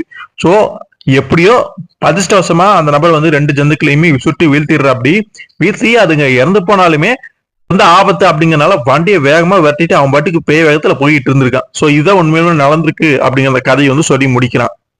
ஆனா இவன் பாட்டுக்கு பேய்ங்கிறா, பிசாசுங்கிறா, ஜந்துங்கிறா, அது இதுங்கிறானே அப்படின்னு டெக்ஸ்ட்ல வந்து புரியாத குழப்பத்துல இருக்கு, நம்ப முடியல அவன் சொல்ற கதை எல்லாமே. அப்ப கார்ஜன் சொல்றாரு, இவன் சொல்றத வச்சு பாக்குறப்ப இது ஏதோ பயங்கர ஜந்துவா இருக்கணும், இல்லைன்னா டெக்சாஸ்ல இருந்து என்னுடைய பெரியம்மா குடி வந்து இந்த பகுதிக்கு வந்திருக்கணும் அப்படின்னு அவன் பெரியம்மாவை கேலியா கார்ஜன் அங்க பேசிட்டு இருக்காரு. அதுக்கு டெக்ஸிமே ரிப்ளை பண்றாரு, உன் பெரியம்மாவை பார்த்தல யாரும் இப்படி பயந்து போய் எல்லாம் ஓடுறதுக்கு வாய்ப்பு இல்ல, அதெல்லாம் கொஞ்சம் வாய மூடிட்டு இருக்கலப்பா அப்படிங்கிற மாதிரி சொல்றாரு. சோ பகுத்தறிவுக்கு சவால் விடக்கூடிய புதிரான சங்கதிகள், புதிரான விஷயங்கள் எல்லாமே நம்ம அப்பப்போ பார்த்துக்கிட்டு தான் வரோம். நம்ம சமீபமா கூட இந்த பனிமுட்டை வேதாளங்களோட போது நம்ம ஞாபகம் இல்லையா அப்படின்னு அந்த நில ஒளி நடவடிக்கையில் அந்த கதையை வந்து நமக்கு ஞாபகப்படுத்துறாங்க. அந்த இடத்துல மோசமான ஒரு விஷயம் அப்படின்னே சொல்லலாம். அது மாதிரியான ஒரு விஷயமா இருக்குமோ, அந்த மாதிரி ஏதாவது ஒரு ஜந்துவாது இருக்கலாமோ அப்படிங்கிற மாதிரி டெக்ஸ் வந்து ஒரு கருத்தை சொல்றாரு. அது உண்மையாவும் இருக்கலாம், இல்லாமலும் போலாம், ஆனா வித்தியாசமான விஷயங்கள் இந்த உலகத்தில் நடந்துட்டு தான் இருக்குது அப்படிங்கறதுனால உண்மையா கூட இருக்கலாம் அப்படிங்கிற மாதிரி தான் நினைக்கிறாங்க. அப்ப அந்த வண்டியை ஒட்டியே சொல்றேன், நான் சொல்றது உண்மைதான், சந்தேகம் இருந்துச்சுன்னா கொஞ்சம் பின்னாடி போய் பாருங்களேன், வழித்தரத்துல நான் சுட்டு வீழ்த்தினா அந்த 2 ஜத்துக்களுமே கிடைக்கும், 2 நண்பருமே அங்க செத்து கிடப்பான் அப்படின்னு. சரி போய்த்தான் பாப்போமே அப்படின்னு அங்க எல்லாருமே கிளம்புறதுக்கு ரெடி ஆறாங்க. கார்சன் மட்டும் நான் வந்து வண்டி ஓட்டி பாத்துக்கிட்டீங்க நினைக்கு அப்படின்னு. என்ன பயந்துட்டியா, பயந்தான் ஒலி நீ அப்படிங்கிற டெக்ஸ் வந்து கிண்டல் அடிக்கிறாரு. அட போங்கப்பா, மனுஷனை கொஞ்சம் நிம்மதியா இருக்க விடுறீங்களா? போன வாட்டி என்னடானா ரோஸ்ட் செஞ்சு சாப்பிட்ற அந்த நரமாமிசம் சாப்பிட்ற கும்பல், இப்ப என்னடானா பூத வேட்டைன்னு புதுசா கிளம்பிட்டீங்க. அது மட்டும் இல்லாம போற வழியில் நிம்மதியை என்னை வர விட மாட்டீங்க, அப்பாவும் புள்ளிமே சேர்ந்து கிண்டல் அடிச்சு ஒரு வழி ஆக்கிவிங்க அப்படின்னு கார்சன் அங்க நொந்துக்கிட்டு வேடிக்கையா பேசுறதா பார்க்க முடியும். ஸோ கார்சன் அங்கே இருந்துருவாரு. டைகரு, தாமஸ், அப்புறம் கிட்வில்லர் இவங்க எல்லாருமே தான் வந்து அங்க போறாங்க வெளியிடத்துல பின்னோக்கி. வண்டி வந்த தடம் வந்து அந்த மண்ணில் இருக்கும், அதை ஃபாலோ பண்ணிட்டு அப்படியே போறாங்க. அதுக்கப்புறம் ஒரு வழியா அந்த தாக்குதல் நடந்த அந்த இலக்கையுமே வந்து அடைஞ்சிடறாங்க. ஸோ அவன் சொன்னபடிதான் சில விஷயங்கள் இருக்குது, ஆனா சில விஷயம் குழப்புது. என்ன அப்படின்னு பார்க்கும் பொழுது அந்த ராட்சத ஜந்துக்கள் 2மே அங்க இல்ல, அவனுடைய நண்பனுடைய சடலம் மட்டும் தான் அங்க இருக்குது. அந்த சடலத்தை பார்க்கும் பொழுதே தெரியுது ஏதோ மோசமான காட்டு விலங்கு அல்லது ஏதோ ஒண்ணு பயங்கரமா தாக்கி சின்னாபின்னப்படுத்திருக்கு அப்படிங்கிறத புரிஞ்சுக்கிறாங்க. இப்படி ஒரு விஷயத்த தாமஸ் இதுக்கு முன்னாடி பார்த்ததே கிடையாது. அவன் அதுக்கு மேல வேடிக்கையா ஒரு விஷயத்த சொல்றான். போன வாரம் நான் இருந்த சூழல்ல வித்தியாசமான ஒரு நிகழ்வு ஒண்ணு நடந்துச்சான். அது என்னடா அப்படின்னு பார்க்கும்போது அவன் ட்ரெயினை விட்டு கீழே இறங்கி வரப்ப ஒருத்தன் வந்து அவனுடைய சூட்கேஸையோ பெட்டியை வந்து திருடிட்டு ஓடிட்டான் போல இருக்கு. ஸோ ஒருத்தன் வந்து தன்னுடைய பெட்டியை திருடிட்டு ஓடுனதே அவனுக்கு வினோதமா வித்தியாசமா இருந்திருக்குன்னா, எப்படிப்பட்ட ஒரு அமைதியான சூழல்ல எந்த வித பிரச்சனையும் இல்லாத ஒரு நகரத்துல வாழ்ந்திருப்பான்னு பாத்துங்க. அப்படிப்பட்டவன் வன்மருக்கு ஒரு மோசமான சர்வசாதாரணமா கொலை குற்றங்கள் நடக்கக்கூடிய இடத்துக்கு வரும் பொழுது அங்க இப்படி ஒரு ஏதோ ஒரு விலங்கோ அல்லது ஏதோ ஒரு ஜந்து வந்து ஒரு சடலத்தை குதிரை போட்டிருக்கக்கூடிய காட்சியை பார்க்கும் பொழுது அவனுக்கு அப்படியே தலை சுத்துது. ஒண்ணுமே புரியல, நம்ம எந்த உலகத்துல வாழ்ந்துட்டு இருக்கோங்கிற மாதிரியான ரேஞ்சுக்கு திங்க் பண்ண ஆரம்பிச்சிருவான் போல இருக்கு. டெக்ஸ்ல வந்து அவனுடைய மனநிலையை வந்து புரிஞ்சுக்கிறாரு. சரி எப்படி இருந்தாலுமே அந்த 2 ஜந்துக்களுடைய சடலங்கள் ஒருவேளை இருந்தா பக்கத்துல எங்கேயாவது தூரமாக தள்ளிக்குது விழுந்திருக்கா அப்படின்னு அதையும் பார்ப்போம்னு சொல்லிட்டு எதுக்கும் டைகர் ஜாக்கும் கிட்லருமே போய் வந்து பாக்குறாங்க. அங்க அந்த தடங்கள், காலாடி தடங்கள், வண்டி போன தடங்கள் எல்லாத்தையுமே ஆராய்ச்சி பார்த்து ஒரு முடிவுக்கு வந்து அங்க வந்து டெக்ஸ்ட் சொல்றாங்க. சோ அந்த வண்டி ஓட்டி சொன்ன மாதிரி எல்லாமே உண்மையில நடந்திருக்கும் போல இருக்கு. டைகர் சொல்ற அப்படி. ஆனா அந்த 2 உருவங்களுடைய அந்த ஜந்துக்கள் சடலங்களை வந்து யாரோ தூக்கிட்டு போயிருக்காங்க அப்படிங்கிற மாதிரி சொல்றாரு. அந்த வண்டியோட தரத்துக்கு மேல வந்து யாரோ 2 நபர்கள் பூட்ஸ் காலோட நடந்த அந்த தடங்களுமே இருந்திருக்குது. சோ அதுபடி பார்க்கும் பொழுது அந்த சடலங்களை மற்றவங்க பார்த்துக்கூடாது அப்படிங்கறக்காக அதை மறைச்சு தூக்கிட்டு போயிட்டாங்க அப்படிங்கிறது புரியுது. அநேகமா அது மறைஞ்சிருந்து 2 பேர் பார்த்தாங்களே பைனாகுலர் மூலமா, டெக்ஸ்ல வந்து தெரிஞ்சு கூட வச்சிருந்தானே அவங்களா தான் இருக்கும் அப்படிங்கிறது நமக்கு அங்க புரியுது. அது மட்டும் இல்லாம டெக்ஸ்ல வந்து புரிஞ்சுக்கிறாரு. சோ நம்ம சுட்டுக்கிட்டே வந்தோம், அந்த சமயத்துல அந்த 2 பேரும் அங்கதான் இருந்திருக்காங்க. துப்பாக்கி சத்தம் கேட்டோடனே எங்கேயோ பதுங்கி இருக்காங்க. அவசர அவசரமா அந்த சடலங்களையுமே அந்த ஜந்துக்களுடைய சடலங்களையுமே எடுத்து போயிருக்கணும். சோ ரகசியங்களா மறைக்கிறதுக்காக இப்படி பண்ணிருப்பாங்க போல இருக்கு அப்படிங்கிற மாதிரி அவங்களுக்குலாம் அங்க பேசிக்கிறாங்க. எது எப்படி இருந்தாலுமே நம்ம இங்க வந்த நோக்கம் அவருடைய அப்பாவை கண்டுபிடிக்கிறது, அதாவது கவனம் செலுத்துவோம். இந்த மர்மம், இந்த பின்னணி விஷயங்கள் எல்லாமே அப்புறம் பாத்துக்கலாம் அப்படின்ட்டு அவங்களுடைய பயணத்தை தொடர்ந்து அந்த ஊருக்குமே வந்தடைஞ்சிடறாங்க. கூடவே அந்த வண்டி ஓட்டி அவங்க கூட தான் சேர்ந்துமே வந்து டிராவல் பண்றாங்க. அவங்க ஊருக்குள்ள வரும்பொழுது யாரோ ஒருத்தன் வந்து மறைஞ்சிருந்து பாக்கலாம். சோ நம்ம டெக்ஸ் குழுவினோட நேரா ஷெரீப் ஆபீஸ் தான் வராங்க. ஷெரீப் வெளியே தான் நின்றுட்டு இருக்காரு. அந்த ஷெரீஃபுக்கு வில்லரையும் கார்சனையும் தெரிஞ்சிருக்குது. டெக்ஸு கார்சனுமே ஏற்கனவே சந்திச்சிருப்பாங்க போல இருக்கு, வேற எங்கேயாவது பார்த்து இருந்திருப்பாங்க. ஸோ அந்த ஷெரீப் சொல்றாரு, உங்களை மாதிரியான ஆட்கள் ரொம்பவே பிஸியா இருப்பாங்க. அப்படி பிஸியா இருக்கக்கூடிய நீங்க இந்த ஒண்ணுமே இல்லாத ஊருக்கு வந்திருக்கீங்க அப்படின்னா ஏதோ ஒரு மோசமான பிரச்சனை இந்த ஊர்ல இருக்கு, உருவாயிட்டு இருக்கு அப்படின்னு நான் எடுத்துக்கலாம் அப்படிங்கிற மாதிரி சொல்லும் பொழுது, ஆமா விஷயம் வந்து ரொம்பவே சுவாரஸ்யமானதான். ஆனா அதுக்கு முன்னாடி நாங்க கொண்டு வந்திருக்கக்கூடிய ஒரு இளைஞனுடைய சடலத்தை பாத்தீங்கன்னா நீங்க மயக்கம் போட்டு விடுவலாம் அப்படிங்கிற மாதிரி சொல்ற. அப்படி சரி, அப்படி என்னதான் இருக்கு பார்க்கலாம் அப்படின்னு ஒரு ஆர்வமா நம்ம ஷெரீப் வந்து பார்த்தோன்னே அந்த பர்தாவை எடுத்துட்டு பாக்குறாரு. ஐயோ இது என்ன பயங்கரம் அப்படிங்கிற மாதிரி அதிர்ச்சி அடைகிற. அப்படி ஒரு சடலம் வந்து அந்த மாதிரி குதிரப்பட்டிருக்கக்கூடிய காட்சியை அவர் பார்த்தோன்னே ஷாக் ஆயிடுறாரு. அதுக்கப்புறம் அந்த வண்டி ஓட்டிக்கிட்ட சொல்றாரு, சரி ஓகே இதுக்கு மேலே நம்ம பண்றதுக்கு ஒண்ணும் இல்லை, போய் வெட்டி அவன் கூட்டுவான், மீதி வேலை எல்லாமே அவன் பாத்துக்குவான் அப்படின்னோடனே ஓகே ஷெரீப் அப்படின்ட்டு அவனும் போயிடுறான். அதுக்கப்புறம் நம்ம ஷெரீப் வந்து டெக்ஸுலர் கார்ஜனிங் எல்லாமே கூட்டுட்டு உள்ள ஆபீஸுக்குள்ள வந்துடுறாங்க. ஸோ ஷெரீப் ஆபீஸ்ல அப்படி என்னதான்டா பேசிக்கிறாங்க அப்படின்னு அந்த மர்ம நபர் வந்து ரகசியமா கண்காணிக்கிறதுக்காக அங்க பக்கத்துல வந்து நின்னுக்கிறான். ஒரு கரெக்டா வாக ஒரு இடத்த பார்த்து நின்றுட்டு அவங்க உள்ள பேசுறது எல்லாமே கேட்டுக்கிட்டு இருக்கிறான். எடுத்தோடனே தாமஸுடைய அப்பாவை பத்தி, பர்குசனை பத்தி தான் கேட்கறாங்க. ஸோ அதுக்கு ஷெரீப் சொல்றாரு, நீங்க கேட்ட கேள்விக்கு நானுமே வந்து தந்தி எல்லாமே அனுப்புனதான் ஞாபகம் உண்மைதானே அப்படின்னு. ஆமா, நீங்க அனுப்புன தந்தி எனக்கு வந்து சேர்ந்துச்சு. ஸோ தாமஸ் கேட்கிற, அப்படி இங்க வந்த மறுநாள்ல இருந்தே அவரை பத்தின எந்த தகவலும் இல்லைன்னு நீங்க லெட்டர்ல வந்து குறிப்பிட்டு இருந்தீங்க, நீங்க அவரோட பேசுனீங்களா அப்படின்னு கேட்கும் பொழுது இல்ல, அதுக்கு வாய்ப்பே இல்லாம போச்சு. அவரு போகும்போது தற்செயலா பார்த்ததுதான். மிகுவல் பெர்னாண்டஸ் அப்படிங்கிற ஒரு நபர்கிட்ட குதிரை வண்டியை வந்து வாடகைக்கு எடுத்துட்டு கொண்டு போயிருக்காரு. அந்த பெர்னாண்டஸ் கூட இந்த ஷெரீப் வந்து பேசியிருக்காரு. அவர் என்ன சொல்லியிருக்காரு அப்படின்னு பார்க்கும்பொழுது, வண்டி வந்து நான் அந்த இடத்துக்கு போனது சேர்ந்ததுக்கு அப்புறமா ஒரு வேலைக்காரனோ அல்லது ஒரு உதவியாளர் மூலமோ உங்களுடைய வண்டி நான் வந்து திருப்பி கொண்டு வந்து கொடுத்துட்றேன் அப்படிங்கிற மாதிரி சொல்லிட்டு போயிருக்காரு. ஆனா விஷயம் என்னன்னா, போன மனுஷன் திரும்பவே இல்லை. அதாவது வண்டி அந்த டாக்டர் ஸ்டீவன்சன் வீட்டுக்கு போய் சேரவே இல்லை. அவருக்கு என்ன ஆச்சு அப்படிங்கிறது யாருக்குமே தெரியல அப்படிங்கிற மாதிரி சொல்றாங்க. ஸோ டெக்ஸ்ட் கேட்கறது, டாக்டர் ஸ்டீவன்ஸுடைய வீட்டுக்கு அந்த இடத்துக்கு போய் நீங்க போய் விசாரிக்கலாம் இல்லையா அப்படின்னு. இல்ல, அதுக்கு வாய்ப்பே இல்லை. ஸ்டீவன்ஸ் வந்து அவரை நல்ல விதமா வரவேற்றுக்க மாட்டாங்கன்னு நல்லாவே தெரியும். ஏன்னா நிலவரம் அப்படி இருக்குன்னு அந்த ஊர் நிலவரத்தை அதை தெரியுமே, ஏதோ மோசமான விஷயங்கள் நடக்குது அப்படிங்கறத சுட்டி காட்டுறாரு. சரி, அப்படின்னா அந்த வீடு இருக்கக்கூடிய இடம் எங்க இருக்கு, எவ்வளவு தூரம் போகணும் அப்படிங்கிற மாதிரி கேட்கும் பொழுது, அது இங்க இருந்து ஒரு 5 மைல் தொலைவு இருக்கு அப்படிங்கிற மாதிரி ஷெரீப் சொல்றாரு. வீடு கட்ட அவரு தேர்ந்தெடுத்த வித்தியாசமா பட்டுச்சு. அது மட்டும் இல்லாம அவருடைய செயல்பாடுகள் எல்லாமே மர்மமா வினோதமா தான் பட்டிருக்குது. கூடவே இன்னும் சில விஷயங்களை சொல்றாரு.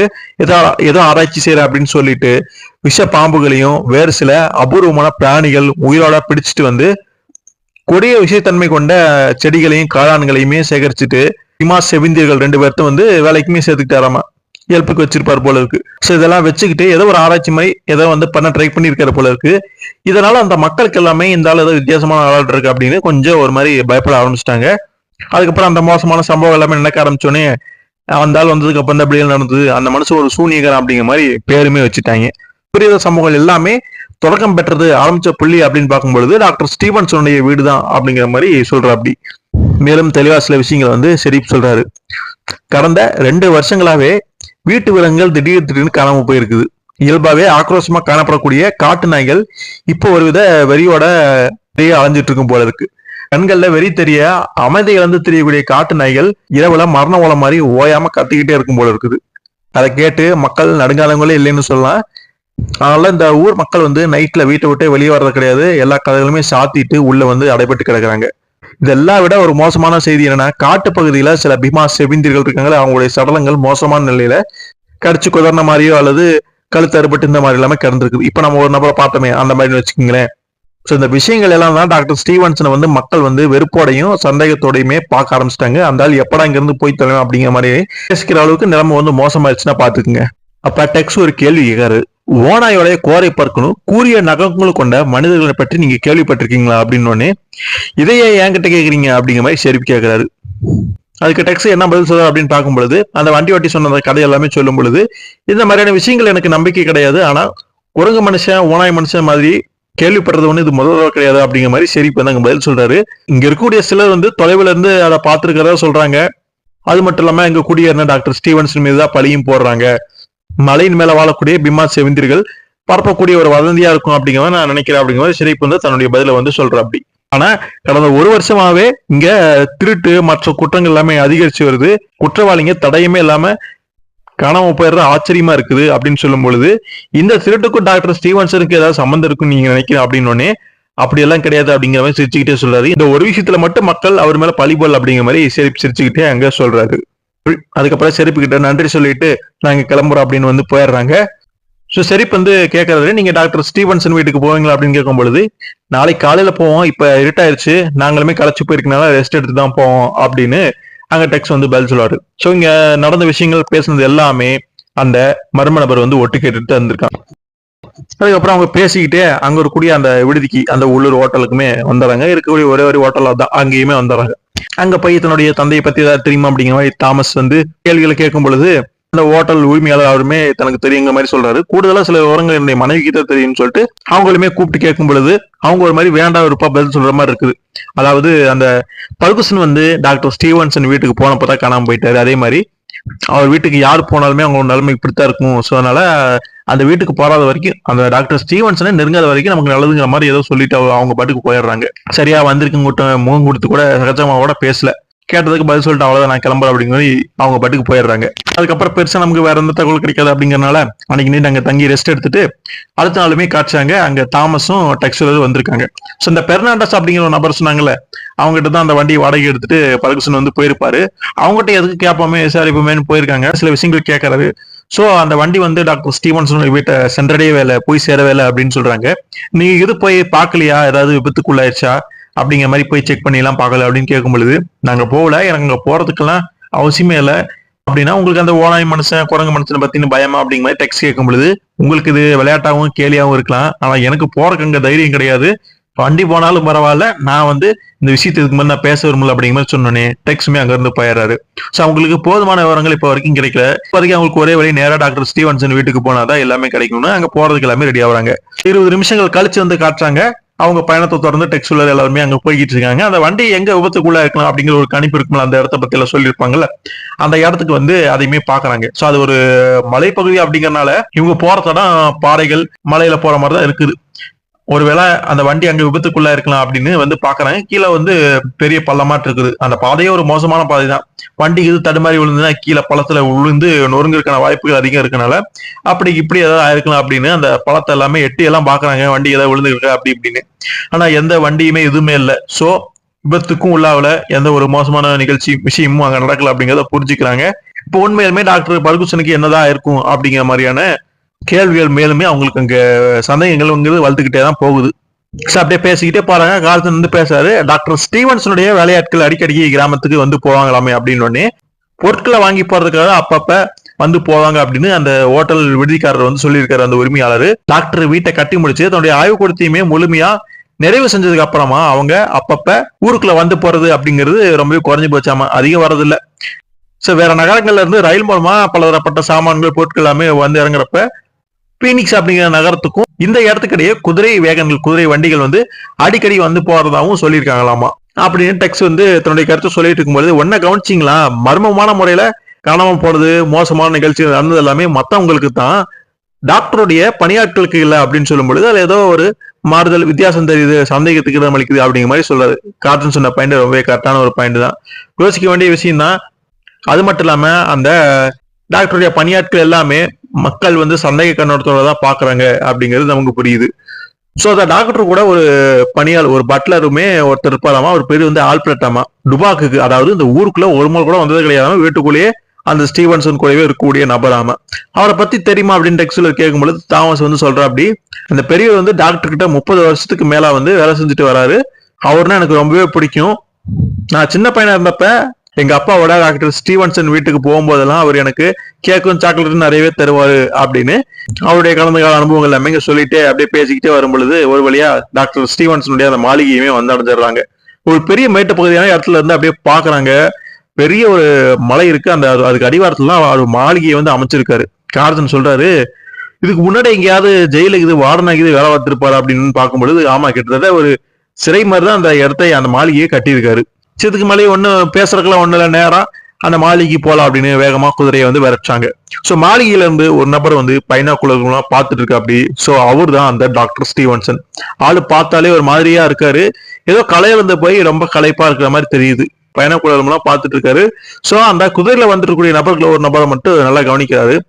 அது வந்திருக்கிறது அந்த பர்கூசனுடைய பையன் தான், தாமஸ் தான். அவன் என்னைக்காவது ஒரு நாள் வருவான் அப்படிங்கறத நான் எதிர்பார்த்துதான் அவன் இன்னைக்கு வந்துட்டான் அப்படின்னு ஆல்ஃபிரட் அப்படின்னு தன்னுடைய உதவியாளர் பட்லரை வந்து அவரு கூப்பிடுறாரு. இந்த மாதிரி அவங்க வந்துட்டு இருக்காங்க அப்படிங்கிறத காற்று. அப்படி அந்த கடிதத்துக்கு நான் பதில் எழுதவே இல்லை, என்னைக்காவது ஒரு நாள் அவன் திரும்பி வருவான் அப்படிங்கிறது நான் எதிர்பார்த்ததுதான். சோ என்ன செய்யலாம் சார் அப்படின்னு பட்லர் கேட்கும்போது, இப்போதைக்கு அவங்கள உள்ள கூப்பிட்டு அழைச்சிட்டு வா, வரவேற்போம் அப்படிங்கிற மாதிரி சொல்ற. அப்படி அது அவருக்கு பெருசா விருப்பம் இல்லை, அவங்களுக்கு சந்தேகம் வந்துடக்கூடாது அப்படிங்கறதுனால இதை நம்ம பண்ணித்தான் ஆகணும் அப்படின்னு சொல்றாங்க. பட்லருமே கேட்கற, அப்படி அவங்க உள்ள வர்றது சரியா இருக்குமா சார், அவங்க இங்க இருந்தாங்கன்னா ரகசியங்களை பராமரிக்கிறது ரொம்ப கஷ்டமா போயிடும் அப்படின்னு சொல்லும் பொழுது அவங்க உண்மையிலுமே ஏதோ மறைக்கிறாங்க அப்படிங்கிறது நமக்கு தெரியவே தெரிஞ்சிருச்சு. என்ன இருந்தாலுமே இப்படி ஒரு சவாலை நம்ம வந்து எதிர்கொண்டுதான் ஆகணும், அந்த சிரமத்தை இந்த கஷ்டத்தை நம்ம வந்து சமாளிச்சுதான் ஆகணும், வரவங்களுக்கு சந்தேகம் வரக்கூடாது அப்படிங்கிறனால அதை பண்ணித்தான் ஆகணுங்கிற மாதிரி சொல்றாங்க. சோ மத்தவங்களை பத்தி உங்களுக்கு ஒண்ணும் தெரியாது, டெக்ஸ்டுவலா காதுனவங்களை பத்தி எல்லாம். ஆனா அவங்களால பெருசா பிரச்சனை வந்துடாது. நம்ம வந்து தாமஸ் மட்டும் கரெக்டா வந்து பாத்துக்கிட்டோம்னா போதும், கவனமா இருந்துட்டோம்னா போதும் அவங்ககிட்ட மட்டும் அப்படிங்கிற மாதிரி நினைச்சிட்டு வரவேற்கிறதுக்குமே தயாராயிடுறாங்க. மாளிகையுடைய கதவுமே திறந்துடுறாங்க, அவங்களும் உள்ள வந்துடுறாங்க. சோ அவங்களுடைய குதிரைகள் எல்லாமே பாத்துக்கிறதுக்கு அந்த லாய பணியாட்கள் அவங்கள இருப்பாங்க, அவங்க எல்லாம் வந்து குதிரைகளை வந்து வாங்கிக்கிறாங்க, நாங்க பாத்துக்கிறோம் அப்படின்னு சொல்லிட்டு. டெக்ஸுக்கு கார்ஜனுக்கு கொஞ்சம் வித்தியாசமா படுது. ஏன்னா அது இவ்வளவு ஈஸியா உள்ள விட்டாங்களே, ஏதாவது எதிர்ப்பு இது காட்டுவாங்க அப்படின்னு நினைச்சோமே கார்ஜன் சொல்லிட்டு இருக்கும் பொழுது, அவசரப்பட்டு எந்த முடிவுக்கும் வர வேணாம், நம்ம வரக்கூடிய இந்த விஷயத்தை வந்து யாரும் முன்கூட்டியே சொல்லியிருப்பாங்க போல இருக்கு, அதனால ஈஸியா உள்ள விட்டாங்க, அவங்களுக்கு ஏற்கனவே தெரிஞ்சிருக்கு அப்படிங்கிற மாதிரி டெக்ஸ்டர் வந்து கணிக்கிறாரு. சோ அப்ப 2 பேரும் வந்து ரகசியமா பார்த்துட்டு இருக்கிறாங்க. அந்த 2 பேர் வேற யாரும் கிடையாது, ஸோ ஊருக்குள்ள ஷெரீப் ஆபீஸுக்குள்ள பேசிட்டு இருக்கும்பொழுது வெளியிருந்து ஒருத்தன் ஒட்டுக்கட்டானே அவனே தான். அது மட்டும் இல்லாம விபத்து நடந்த இடத்துல ரகசியம் வந்து கண்காணிச்சிட்டு இருந்தவங்களும் அந்த 2 ஜந்துக்கள் தாக்குனதா சொன்னமே அவங்கள கூட தூக்கிட்டு போயிட்டு தான் பாத்துட்டு இருந்தோமே. ஸோ அதே 2 நபர்கள் தான். ஸோ அவங்க என்னடா வந்து டாக்டர் ஸ்டீவன்சன் வீட்டுல தான் வேலையாட்கள வேலை பார்த்துக்கிட்டு இருக்காங்க. ஸோ இந்த விவகாரம் இந்த நிலவரங்கிறது சிக்கலாயிட்டே தான் போகுது. ஸோ டெக்ஸ் குழுவினர் உள்ள வீட்டுக்குள்ள போயிடுறாங்க. பெரிய ஹால்ல வந்து அங்க நிக்கிறாங்க. ஸ்டீவன்சன் வந்து ஸோ ஃபர்ஸ்ட் நீ போ ஆல்ஃபிரட், அவங்கள வரவே நான் வந்து சகஜமா வர்ற மாதிரி காமிச்சுக்கிறேன் அப்புறம் வரேன் அப்படின்னு சொன்னே ஃபர்ஸ்ட் பட்லர் தான் அங்க வரா. அப்படி தாமஸுமே ஆல்ஃபிரட் அப்படிங்கிற மாதிரி கூப்பிடுற. அப்படி உங்களை சந்திச்சதுல ரொம்ப சந்தோஷங்கிற மாதிரி தன்னுடைய சந்தோஷத்தை அவர் வெளிப்படுத்த பட்லருமே எனக்கும் சந்தோஷம் உன்னை பார்த்ததுல ரொம்ப நாள் ஆச்சுல அப்படிங்கிற மாதிரி அவருமே அங்க பேசுறாங்க. சரி உன்னுடைய அப்பா எப்படி இருக்காரு அப்படிங்கிற மாதிரி அந்த பட்லர் கேட்கும் பொழுது தாமஸுக்கு அதிர்ச்சி ஆயிருது. என்ன சொல்றீங்க ஆல்ஃபிரட், என்னுடைய அப்பா இங்க இல்லையா, இங்கேனா இந்த வீட்லயா அப்படிங்கிற மாதிரி கேட்கறாரு. ஆமா அப்படிங்கிற மாதிரி அவன் சொல்றான். 2 மாசத்துக்கு முன்னாடி டாக்டர் ஸ்டீவன்சனை சந்திக்கிறதுக்கு தான் என்னுடைய தந்தை வந்து டுபாக்கு வந்தாரு. உங்களுக்கு இது தெரியாத மாதிரி அல்லவா பேசுறீங்க அப்படின்னு கேட்கும் பொழுது உங்க அப்பா இங்க வந்தாரா, சத்தியமா எனக்கு தெரியாது. உங்களுடைய பார்வையில தெரியக்கூடிய அந்த குழப்பமும் கலவரமும் என்னை வேதனை அளிக்கிறது மிஸ்டர் தாமஸ். கடவுள் சத்தியமா சொல்றேன், டாக்டர் பர்கூசன் இந்த வீட்டுக்கு காலடி எடுத்து வைக்கவே இல்லை அப்படிங்கிற மாதிரி போட்டு உடைக்கிற அப்படி அந்த பட்லர்.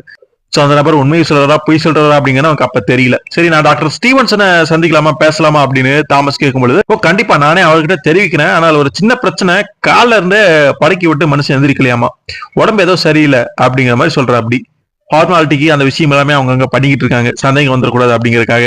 அப்படின்னா அவளை தொந்தரவு செய்ய வேணாம் அப்படின்னு தாமஸ் சொல்லும் பொழுது அப்படியெல்லாம் ஒண்ணு கிடையாது, உங்களை பார்த்தாருன்னா ரொம்பவே சந்தோஷப்படுவாங்க, ஒன்னும் கவலைப்படாதீங்க, நான் போய் சொல்றேன், அவரை கூட்டிட்டு வரேன் அப்படிங்கிற மாதிரி போயிடுற. அப்படி தாமஸுக்கு ரொம்பவே கவலையாயிருது. ஸோ என்னுடைய அப்பாவை பத்தின எந்த தகவலுமே கிடைக்க மாட்டேங்குது, ஏதாவது இப்படி ஆகி போச்சுங்கிற மாதிரி கவலைப்படுற. அப்படி டெக்ஸுமே கொஞ்சம் ஆறுதல் படுத்த முயற்சி பண்றாரு.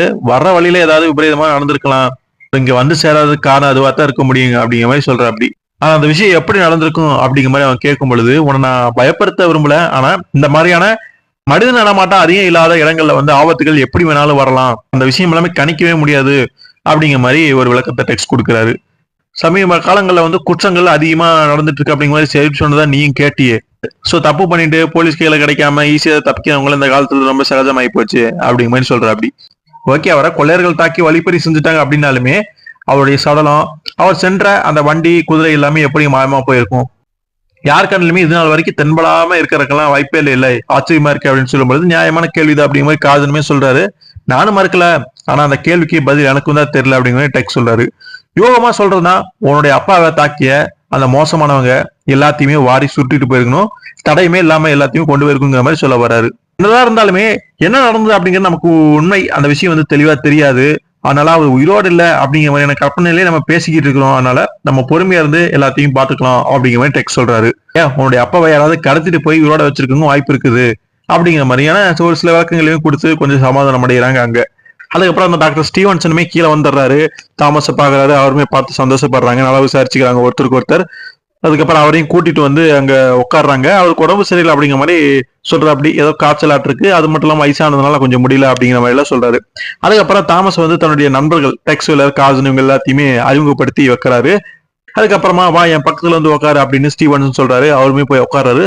ஆல்ஃபிரட் வந்து சொன்னா உன்னுடைய அப்பாவை பத்தி சில விஷயங்களை என்னதான் நடந்துச்சு அப்படின்னு கேட்கும் பொழுது அவரை பத்தி நான் ரொம்பவே கவலைப்பட்டிருக்கிறேன், உங்களை சந்திக்கிறதா சொல்லி பாஸ்டன்ல இருந்து எனக்கு கடிதம் வந்துச்சு.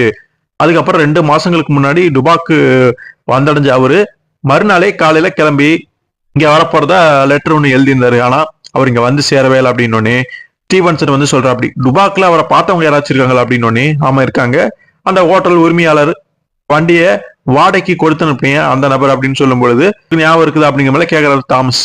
வழியில அப்படி அவருக்கு என்னதான் நடந்திருக்குமோ தெரியல அப்படிங்கிற மாதிரி கவலைப்படுற. அப்படி இங்க வருவது தொடர்பா கடிதம் ஏதாவது எழுதுனாங்களா அப்படின்னு கேட்கும் பொழுது இல்லையா தாமஸ், 2 பேத்துக்கு இடையிலேயே டச்சு விட்டு போச்சு, ரொம்ப நாள் ஆச்சு, ஆளுமே நானும் சரி அவரும் சரி 2 பேரும் நல்ல பெஸ்ட் ஃப்ரெண்ட்ஸ் தான் அப்படிங்கிற மாதிரி சொல்றாரு. அப்ப டெக்ஸ் வந்து குறுக்கிட்டு பேசுறாரு. டாக்டர் இங்க பரவலா ஜனங்களுக்கு மத்தியில இருக்கக்கூடிய செய்தி உங்களையுமே எட்டி இருக்குன்னு நான் நினைக்கிறேன். ஹென்றி பர்கூசனை வழிப்பறி கொள்ளையர்கள் தாக்கியிருக்கான வாய்ப்புகள் இருக்குது அப்படின்னு கேட்கும் பொழுது இருக்கலாம், மெக்சிகன் போக்கிரிகள் நடமாட்ட பகுதியில அதிகமா ஆரம்பிச்சிருச்சாமா, செவிந்தர்களுடைய ஊடகங்களாவும் இருக்கலாம் இல்லையா அப்படிங்கிற மாதிரி டெக்ஸ்ட் கேட்கும் பொழுது இருக்கவும் செய்யலாம், ஆனா இங்க இருக்கிறது பிமா செவிந்தினர்கள் தான், அவங்க வந்து ரொம்ப அமைதியானவங்க, இதை பத்தி நான் அவங்க கிட்ட விசாரிச்சு பார்க்கலான்னு இருக்கேன் அப்படிங்கிற மாதிரி டெக்ஸ்ட் சொல்றாரு. மலை மீது 2 கிராமங்கள் இருக்காம, நாள் பயண தூரம் தான், அது வெட்டி வேலை அப்படிங்கிறது தான் நான் சொல்லுவேன், வீண் முயற்சி இது என்னுடைய கருத்து அப்படின்னு உடனே அவருக்கு முடியலைங்கிற மாதிரி சொல்றாரு. சாரி என்ன மன்னிச்சிருங்க, உட்கார்ந்து இருக்கிறது ரொம்ப கஷ்டமா இருக்குது, நான் போய் ரெஸ்ட் எடுக்க விரும்புறேன் அப்படின்னு. சரி நீங்க போயிட்டு வாங்க டாக்டர் அப்படிங்கிற மாதிரி தாமஸுமே அனுப்பிச்சு வச்சிடற அப்படி. போறதுக்கு முன்னாடி ஸ்டீவன்சன் வந்து சொல்றாரு, தாமஸ் நீ உங்களுடைய நண்பர்களும் கொஞ்ச நாளைக்காவது இங்க தங்கிட்டு போனீங்கன்னா சந்தோஷப்படு அப்படின்னு சொல்லும் பொழுது, உங்களுக்கு எந்த பிரச்சனையும் இல்லைன்னா நாங்க தாராளமா இங்க தங்குறோம் டாக்டர் அப்படிங்கிற மாதிரி தாமஸ் சொல்ற அப்படி. பிரச்சனையா, எனக்கெல்லாம் எதுவும் கிடையாதுப்பா, இந்த மாளிகை ரொம்ப பிரம்மாண்டமானது, பெருசு, ஸோ தாராளமா நீங்க தங்கிக்கலாம், நான் ரொம்பவே சந்தோஷப்படுவேன் அப்படின்னு சொல்லிட்டு அவரு ரெஸ்ட் எடுக்கிறதுக்கு போயிடுறாரு. டெக்ஸலர் வந்து நம்ம உடனே பிமாஸ்களுடைய அந்த கிராமங்களுக்கு போறதுதான் நல்லது. டாக்டர் ஸ்டீவன்சன் வந்து வேற மாதிரியான கருத்து தெரிவிச்ச போதிலுமே அவங்க டெவிந்தர்களுக்கு உன்னுடைய அப்பாவை பத்தின உருப்படியான தகவல் ஏதாவது கிடைச்சிருக்கலாம், போய் பார்க்கறதா நல்லது அப்படிங்கிற மாதிரி சொல்ற அப்படி. ஸோ இந்த வெயில்ல திரும்ப இன்னொரு பெரிய பயணமா அப்படின்னு நீ கேட்கறது எனக்கு புரியுது, உனக்கு இப்போ இல்லைன்னா தாராளமா நீங்க தங்கி ரெஸ்ட் எடுக்கலாம், ஒன்றும் பிரச்சனை இல்லை அப்படின்னு சொல்லும் பொழுது, இல்ல இல்ல நம்ம இப்பவே கிளம்பலாம் அப்படின்னு தாமஸ் வந்து சொல்ற அப்படி. ஏன்னா தன்னுடைய அப்பா பத்தின கவலை இருக்கனால அதை தெரிஞ்சுக்கணும் அப்படிங்கிறனால ரொம்ப ஆர்வமா இருக்கு அப்படி. அதனால மோசமான பயணம் என்னவா இருந்தாலும் பரவாயில்ல, நம்ம போய்க்கலாம், போய் பார்த்தலாம் அப்படின்னு தாமஸ் வந்து கிளம்புறதுக்கு ரெடியா தான் இருக்கு அப்படி. ஸோ டெக்ஸ் வந்து கிட்ட பார்த்து பேசுற அப்படி. 2 கிராமங்கள் இருக்கிறதா சொன்னாங்க, ஒரு நாள் பயணம் தூரம் தானாமா. ஸோ ஒருவேளை அந்த 2 கிராமங்களுக்கு இடையில இடைவெளி அதிகமா இருந்துச்சு அப்படின்னா நம்ம 2 குழுக்களா பிரிஞ்சு போவோம், நானும் தாமஸும் ஒரு கிராமத்துக்கு, நீங்க 3 பேருமே இன்னொரு கிராமத்துக்கு போங்க அப்படிங்கிற மாதிரி பிளான் போட்டு கிளம்புறதுக்கு ரெடியா வராங்க. ஸோ வெளியில வராங்க. வெளியில அந்த தொழுவத்துல வேலை செய்யக்கூடிய ஆட்கள் இருப்பாங்கல்ல, அங்க அந்த மர்ம நபர்கள் நம்ம சொன்னோமே அந்த 2 பேர், அவங்க கிட்ட வராங்க. நம்ம டெக்ஸ்ட்ல வந்து சில டீட்டெயில்ஸ் கேட்டு தெரிஞ்சுக்காக அங்க ஒரு நபர்கிட்ட பேசுற அப்படி. அவனுமே தன்னை அறிமுகப்படுத்திக்கலாம். என் பேர் வந்து லியோ வாலன்ஸ், இந்த மாளிகையும் லாயத்தையும் பராமரிக்கக்கூடிய பணியினுடையது, இவன் கைவான் என்னுடைய அசிஸ்டன்ட் அப்படின்னு கூட இருக்க நபரையுமே அறிமுகப்படுத்தி வைக்கிற அப்படி. ஸோ டெக்ஸ் வந்து சில தகவல் வந்து கேட்கிற அப்படி. மேல இருக்கக்கூடிய அந்த 2 கிராமங்களுக்கும் நாங்க போறோம், ஒரே நாள்ல போயிடலாமா இல்ல லேட் ஆகும் அப்படின்னு கேட்கும் பொழுது, வாய்ப்பே இல்லை சார், இடைவெளி அதிகம், வேற வேற பாதையில போகணும், அப்படின்னா 2 குழுக்களா பிரிஞ்சுதான் போகணும். சரி அந்த பாதைகளை எங்களுக்கு காட்ட முடியுமா அப்படின்னு சொல்லும் பொழுது, கூடுதலாவே நான் உங்களுக்கு உதவுறதுக்கு ரெடியா இருக்கேன் சார், லேமாசுடைய கிராமத்துக்கு நான் உங்களை கூட்டிட்டு போறேன், அசிஸ்டன்ட் வந்து இன்னொரு கிராமத்துக்கு உங்களோட துணைக்கு வரும் அப்படின்னு சொல்லும் பொழுது, அதே எங்களுக்கு உதவ நினைச்சதுக்கு உனக்கு ரொம்பவே நன்றி, இருந்தாலுமே நாங்களே வந்து போய்க்கிறோம், உங்களை தொந்தரவு பண்ண விரும்பல அப்படிங்கிற டெக்ஸ்ட் சொல்லிடுற அப்படி. நீங்க எங்க போறது எப்படி போறது அந்த பாதையை மட்டும் காமிச்சிங்கனாலே போகுது அப்படின்னு சொல்லி, சரி உங்களோட இஷ்டம் நான் காட்டுறேன் அப்படின்னு அவனுமே சொல்லிடுறான். ஸோ அவங்ககிட்டயுமே பர்கசனுடைய அப்பாவுக்கு என்னாச்சு அப்படிங்கிற மாதிரி கேட்கும்பொழுது அவன் ஒரு கருத்து சொல்றான். இந்த இடம் வந்து மெக்சிகன் எல்லைக்கு பக்கத்துல இருக்கும் போல இருக்கு, அதனால ஒரு வழிப்பறி கும்பல் வந்து வழியை மறிச்சு அவரையும் வண்டியை வந்து கடத்திட்டு போயிருக்கான வாய்ப்புகள் நிறைய இருக்கு, இன்னைக்கு வரைக்கும் அவர் காணல அப்படிங்கறதுக்கான விளக்கம் வந்து நம்ம வந்து இதைத்தான் கொடுக்க முடியும் அப்படிங்கிற மாதிரி அதை வாலன்ஸ் வந்து தெரிவிக்கிறான். டாக்டர் ஸ்டீவன்சன் எதையும் தெரிவிக்கிறாரு. ஒரு போக்குரி கும்பல் வந்து இங்க அடுத்தடுத்து இங்க நிறைய தவறுகளை வந்து செஞ்சுட்டு இருக்கிறா, சரி கூட சொன்னாரு அப்படின்னு பர்குசன் காணாம போனதற்கும் அதுக்கு இதுக்கு ஏதாவது சம்பந்தம் இருக்குமா டெக்ஸ்ட் கேட்காது. ஆதாரம் இல்லாம நம்ம எதுவும் சொல்லிட முடியாது அப்படிங்கிற மாதிரி அந்த வாலன்ஸ் வந்து சொல்றான். சோ அந்த கும்பல் பத்தி உனக்கு ஏதாவது தெரியுமா அப்படின்னு டெக்ஸ்ட் கேட்கும் பொழுது, எதுவுமே தெரியாது, ஏன் என்கிட்ட கேட்கறீங்க அப்படிங்கிற மாதிரி ஒரு மாதிரி அவன் வந்து பதில் சொல்றான். இதை வந்து டெக்ஸ்ட் வந்து கவனிச்சிடுறாரு. அவர் நினைக்கிறாரு மனசுல, பத்தி பேசுறதுக்கு அவனுக்கு இஷ்டமே கிடையாது அப்படிங்கறது அவன் மூஞ்சிலேயே தெரியுது, இருந்தாலும் நான் விடுறதா இல்லைன்னு மேலும் வந்து கேள்விகளை வந்து தொடுக்கிறாரு. ஒவ்வொரு தடவையும் குற்றம் செஞ்சதுக்கு அப்புறமா அந்த கும்பல் வந்து சட்டுன்னு ஓடிப்பதுங்க, சந்தேகத்துக்கு அப்பாற்பட்ட செரிப்புடைய கவனத்துக்கு வராத ஒரு நம்பகமான மறைவோட இங்க இருக்கிறது அப்படிங்கிறது என்னுடைய கணிப்பு. உதாரணமா செரிப்பு கொஞ்சமும் சந்தேகப்படாத இந்த இடம் அப்படின்னு ஒரு மாதிரி டெக்ஸ்ட் பூடகமா பேசுறாரு. நீங்க ஏதோ ஒரு உள்நோக்கத்தோட சொல்றீங்க அப்படின்னு தெரியுது அப்படிங்கிற மாதிரி வாலன்ஸுமே சொல்றான். சேச்சா அப்படிலாம் எதுவும் கிடையாது, மர்மமான விஷயத்துக்கு ஒரு விளக்கம் கொடுக்கணும்னு நான் நினைச்சேன். டெக்ஸ்ட் வந்து சாதாரணமா அங்க சொல்றாரு. சாரி இந்த கேள்விக்கு என்னால எந்த உதவியுமே பண்ண முடியாது அப்படிங்கிற மாதிரி வாலன்ஸ் வந்து சொல்லிடுறான். இதுக்கப்புறம் டெக்ஸ்ட் வந்து கேள்வி கேட்கறத நிறுத்திடுறாரு. போதுன்ட்டு கிராமத்துக்கு போகலாம் அப்படின்னு சொல்லி வழியை கேட்டு அவங்க போக ஆரம்பிக்கிறாங்க. சோ அவங்க போயிட்டு இருக்கும் பொழுது இவங்க அப்படியே கிசுகிசுத்த குரல் அப்படியே பேசிக்கிறாங்க. நான் பயந்த மாதிரி ஆயிடுச்சு பாத்தியா அப்படின்னா அந்த வாலன்ஸ் சொல்ல, அவங்க சந்தேகப்படுறதா நீ நினைக்கிறியா அப்படிங்கிற மாதிரி கூட இருக்கக்கூடிய அந்த உதவியாளர் வந்து சொல்றான். சோ அந்த டெக்ஸ்ட்ல என்னுடைய மனசை ஊடுருவி பாக்குற மாதிரி கேள்விகளை கேட்டப்ப எனக்கு நல்லாவே தெரிஞ்சு போச்சு, அவனுக்கு நம்ம மேல அழுத்தமா சந்தேகம் வந்துருச்சு. சோ அவனுடைய முயற்சிக்கு ஒரு முடிவு கட்ட நம்ம தவறிட்டோம் அப்படின்னா நம்மளுடைய தலைக்கு ஆபத்து வந்துடும் அப்படின்னு அவன் பயப்படுறான். முடிவு கட்டனா நம்ம என்ன பண்ண போறோம் அப்படிங்கிற மாதிரி கூட இருக்கவங்க கேட்க, அவனை ஒரேடியா முடிச்சு கட்டுறதா ஒரே வழி, நமக்கு கிடைச்சிருக்கூடிய இந்த வாய்ப்பை வந்து பயன்படுத்திக்கணும் அப்படின்னு சொல்றான். சோ அந்த கிராமங்களுக்கு 2 குழுக்களா தான் பிரிஞ்சு செல்ல போறாங்க. அவங்க பிரிஞ்சு செல்றது நமக்கு சாதமா அமைப்போது. சோ அவங்கள போட்டு தள்ளுறது கொல்றது ஈஸியா இருக்கும் அப்படின்னு நமக்கு அப்பதான் புரியுது இவங்க 2 பேரும் மோசமானவங்க அப்படிங்கிறது. ஸோ டெக்ஸ்டில் வரையும் அவங்களுடைய குழுவினரையும் தீர்த்து கட்டுறதுக்கு ஏதோ பிளான் போடுறாங்க அப்படிங்கிறது தெரியுது. ஸோ அதுக்கப்புறம் அந்த மலைப்பாதைகளை நம்ம டெக்ஸ்ட் குழுவினர் வந்து அங்க போய்கிட்டு இருக்காங்க. ஸோ போயிட்டு இருக்கும் பொழுது கார்சன் வந்து கேட்கற அப்படி அந்த ரவுடி கும்பலை பத்தி நீ வாலன்ஸ் கிட்ட நீ துருவி கேள்வி கேட்டது ஏன் அப்படின்னோடனே இந்த கேள்வி நீ நிச்சயம் கேட்பேன்னு எனக்கு தெரியும் அப்படின்னு கிட்டுலர் வந்து அங்க பேசுற அப்படி டெக்ஸலரோட பையன். நானும் இந்த கேள்வியை தான் கேட்கணும்னு நினைச்சிருந்தே அவனுக்கும் இதுல சம்மந்தம் இருக்கும் அந்த கும்பலோட கூட்டு இருக்கும்னு நீங்க நினைக்கிறீங்களா அப்படின்னோடனே இவ்வளவு வேகமா நம்ம யோசிக்க தேவையில்லை, ஏதாவது எக்ஸ்ட்ரா டீட்டெயில் கூடுதல் தகவல்கள் நமக்கு கிடைக்குமா அப்படிங்கிற எதிர்பார்ப்புல தான் நான் ஃபர்ஸ்ட் அந்த கேள்விகள் எல்லாமே கேட்டேன். ஆனா அவன் பதில் சொல்றதுக்கு விருப்பம் இல்லை அப்படின்னோடனே அவன் மேல எனக்கு சந்தேகம் வந்துச்சு. அதனால சில கேள்விகள் நான் கேட்டு வச்சேன். யோசிச்சு பொறுமையா பதில் சொல்லாம அவன் பாட்டுக்கு அவசர அவசரமா பதில் சொன்னது எனக்கு சந்தேகத்தை ஏற்பட்டுச்சு. சோ முடிவா அவனை பத்தின விஷயங்களை நான் தீர்க்கமா தெரிஞ்சுக்கொள்ற முயற்சியில இறங்கினேன் அப்படின்னு டெக்ஸ்ட் சொல்லும் பொழுது அப்படி நீ என்னதான் தெரிஞ்சுக்கிட்ட அப்படிங்கிற மாதிரி கார்சன் கேட்கும் பொழுது வாலன்ஸ்க்கு அந்த திருட்டு கும்பல் பத்தி நிறையவே தெரியும், ஆனா தனக்கு ஒண்ணுமே தெரியாத மாதிரி காட்சிக்கிறான் நாடகம் மாடுறா அப்படின்னு டெக்ஸ்ட் சொல்றாரு. சோ கார்சன் அப்ப தாமஸோடைய அப்பா காணாம போனதுக்கு அவனுக்கு விடை தெரிஞ்சுக்கலாம் அப்படின்னு நீ நினைக்கிறியா அப்படின்னு கேட்கும் பொழுது உறுதியா சொல்ல முடியினாலும் அந்த சந்தேகனுடைய மனசுல இருக்குது, திரும்பி வந்ததுக்கு அப்புறமா அவனை விசாரிப்போம் அப்படிங்கிற மாதிரி டெக்ஸ்ட் சொல்றாரு. அப்படியே பேசிட்டே வரும்பொழுது ஒரு பிரம்மாண்டமான குத்துப்பாறை வந்து அங்க இருக்குது. அங்க இருந்தா 2 பாதைகள் வந்து அந்த கிராமத்துக்கு போற பாதைகள் வந்து பிரியுது. சோ அங்க அவங்க பிளான் போட்டபடி டெக்ஸும் தாமஸும் ஒரு வழியில போறாங்க. கார்சனும் கிட்டும் டைகருமே இன்னொரு பாதையில வந்து அவங்களுடைய பயணத்தை வந்து தொடங்குறாங்க. தாமஸும் டெக்ஸும் பேசிக்கிட்டே போறாங்க. என்னுடைய அப்பா காணாம போனதுல வாலன்ஸ்க்கு பங்கு இருக்கும்னு நீங்க நினைக்கிறீங்களா அப்படின்னு கேட்கும் பொழுது அவ எதையோ மறைக்கணும் அப்படிங்கிறது மட்டும் எனக்கு நல்லா தெரியும், அந்த புதிருக்கான விடை மட்டும் கிடைச்சு அப்படின்னா நிறைய விஷயங்கள் சால்வ் ஆயிரும் அப்படிங்கிற மாதிரி டெக்ஸ்ட் சொல்றாரு. சோ ஒருவேளை அவனுக்கு உண்மை எல்லாமே தெரிஞ்சு அவங்ககிட்ட இருந்து எப்படி நம்ம வந்து அந்த உண்மைகளை வாங்குறது, எப்படி நிர்பந்திக்க போறோம் அப்படிங்கிற மாதிரி தாமஸ் கேட்கும் பொழுது எனக்கு தெரிஞ்ச ஒரு நம்பகமான வழிமுறை ஒண்ணு இருக்குது, அது நிறையவே பாடம் புகட்டும் அவனுக்கு அப்படின்னு சொல்லும் பொழுது அவனுக்கு ஒண்ணுமே புரியல. கொஞ்சம் மோசமானதா கடுமையான வழிமுறை தான், ஆனா அவன் தனக்குள்ள வச்சிருக்கக்கூடிய எல்லா ரகசியங்களுமே வெளிக்கொண்டிருக்கு, அது ரொம்பவே உதவும் அப்படின்னு சொல்றாரு. ஒருவேளை நீங்க சொல்றத பார்த்தா போது மேல பேசாத அப்படின்னு டெக்ஸ்ட் எடுக்கிறாரு. நகரத்துல இயல்பு வாழ்க்கை சுமூகமா அமைதியான சூழல வாழ்ந்தவனுக்கு இதெல்லாமே ஒரு காட்டு மிரண்டித்தனமா உனக்கு தெரியல, ஆனா இந்த மாதிரியான இடங்கள்ல இப்படிப்பட்ட வழிமுறைகள் தான் ஒத்து வரும், 100க்கு 100 செல்லுபடியாகும் அப்படிங்கிறாரு. சோ அன்னைக்கு நைட்டு ஆயிருது, ஒரு இடத்துல வந்து அப்போ வரைக்கும் தங்குறாங்க, காபி சாப்பாடு எல்லாமே சாப்பிட்டு தூங்கலான ரெஸ்ட் இருக்கு அங்க முடிவு பண்ணிடுறாங்க. அப்ப தாமஸ் வந்து கேக்குறா அப்படி ஸ்டீவன்சன் பத்தி உங்களுடைய அபிப்பிராயம் என்ன அப்படின்னு கேட்கும் பொழுது யாரும் வெறும் காய்ச்சலால மட்டும் இந்த அளவுக்கு தளர்ந்து தோண்டு போறதுக்கு வாய்ப்பு இல்ல, அவருடைய மனசுல ஏதோ ஒரு குழப்பமும் கேள்வியும் அரிச்சுக்கிட்டே இருக்குது, ஏதோ ஒன்னா அவரை நிம்மதியாக இருக்க விடல அப்படிங்கிற மாதிரி டெக்ஸ்ட் வந்து ஸ்டீவன்சனை பார்த்தோன்னே புரிஞ்சுக்கிட்டாரு. அவருடைய கருத்து வந்து அங்க சொல்றாரு. சோ தாமஸ்க்குமே கருத்து அப்படித்தான் இருக்குது. அப்ப டெக்ஸ்ட் கேட்காரு, அவரை என்ன மாதிரியான ஆராய்ச்சி மேற்கொண்டாரு அப்படிங்கறத பத்தி உனக்கு தெரியுமா அப்படின்னு கேட்கும் பொழுது 2-3 வருஷங்களுக்கு முன்னாடி நானும் இந்த கேள்வியை என்னுடைய அப்பா கிட்ட கேட்டேன், அதை பத்தி எதுவுமே பேச விரும்பாத மாதிரி முறையா பதில் எதுவும் சொல்லாம தட்டி கழிச்சிட்டாரு. அவர் சொன்ன சில வார்த்தைகள் வந்து என்னால சில விஷயங்களை புரிஞ்சுக்க முடிஞ்சது. டாக்டர் ஸ்டீவன்சன் வந்து தன்னுடைய சர்ஜன் தொழிலுக்கு முழுக்கு போட்டுட்டு ஆராய்ச்சி செய்ய போறேன்னு கிளம்பியதுலதான் என்னுடைய தந்தைக்கு கொஞ்சம் கூட சம்பந்தமே இல்லையாமா. அந்த ஆராய்ச்சி மனிதகுல மேம்பாட்ட நோக்கமாக கொண்ட விஞ்ஞான அடிப்படையிலானது அல்ல அப்படின்னு, அரைகுறை வைத்தியர்கள் பின்பற்றக்கூடிய வழிமுறை அப்படின்னு என்னுடைய தந்தை என்னுடைய அப்பா வந்து கருத்து தெரிவிச்சதா வந்து அவன் சொல்லிக்கிட்டு இருக்கான். ஒரு மனுஷன் கட்டக்கூடிய இயல்பா இருக்கக்கூடிய அந்த நல்லதை கட்டதையும் பிரிச்செடுக்கிறது தான் டாக்டர் ஸ்டீவன்சனுடைய முதல் கட்ட நோக்கம். அப்படி அவருடைய இறுதி லட்சியம் என்ன அப்படின்னு பார்க்கும்போது மனுஷன் கட்டக்கூடிய அந்த ராட்சச குணம், நம்ம கோவப்படுறது, மோசமான விஷயங்கள் எல்லாமே பண்ணுவோம்ல, அந்த ஒரு கெட்ட மனசாட்சின்னு சொல்லுவோமே, அந்த விஷயங்கள் எல்லாமே பிரிச்சு எடுத்து மனுஷங்கிட்ட வந்து தூய நல்ல எண்ணங்களை மட்டுமே இருக்கக்கூடிய ஒரு மனுஷனா மாத்தணும் அப்படிங்கறது அவருடைய ஆராய்ச்சி போல இருக்குது. அவருடைய அந்த லட்சியம் மட்டும் ஈடேறிச்சு அப்படின்னா இந்த பூமி சொர்க்க பூமியா மாறிடும் அப்படிங்கிற மாதிரி சொல்ற. அப்படி இந்த தாமஸுடைய அப்பா ரொம்பவே கடவுள் நம்பிக்கையுடையவர். சோ இறைவனுடைய படைப்புக்கு சவால் வர மாதிரியான இந்த முயற்சியை வந்து அவரு எதிர்த்தாரு.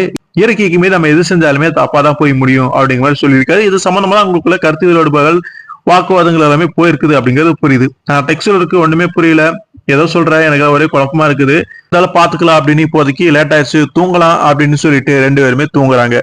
அவங்க நல்லா தூங்கி கொஞ்ச நேரத்திலேயே சில விபரீதமான விஷயங்கள் அங்க நடக்க ஆரம்பிச்சிருச்சு. அந்த ராட்சச உருவங்கள் 2 உருவங்கள் வந்துகிட்டு இருக்குது. கூட அந்த வாலன்ஸ் அவனுடைய கூட்டாளி ஒருத்தர் பானி, அவங்க 2 பேருமே வராங்க. அவங்க 2 பேர்த்துமே அந்த ஜந்துக்கள் ஒண்ணுமே பண்ணல. எப்பறம் அப்படின்னு பார்த்தா அவங்க 2 பேர்த்தும் அந்த ஜந்துக்களை கூட்டிகிட்டே வந்துகிட்டு இருக்காங்க.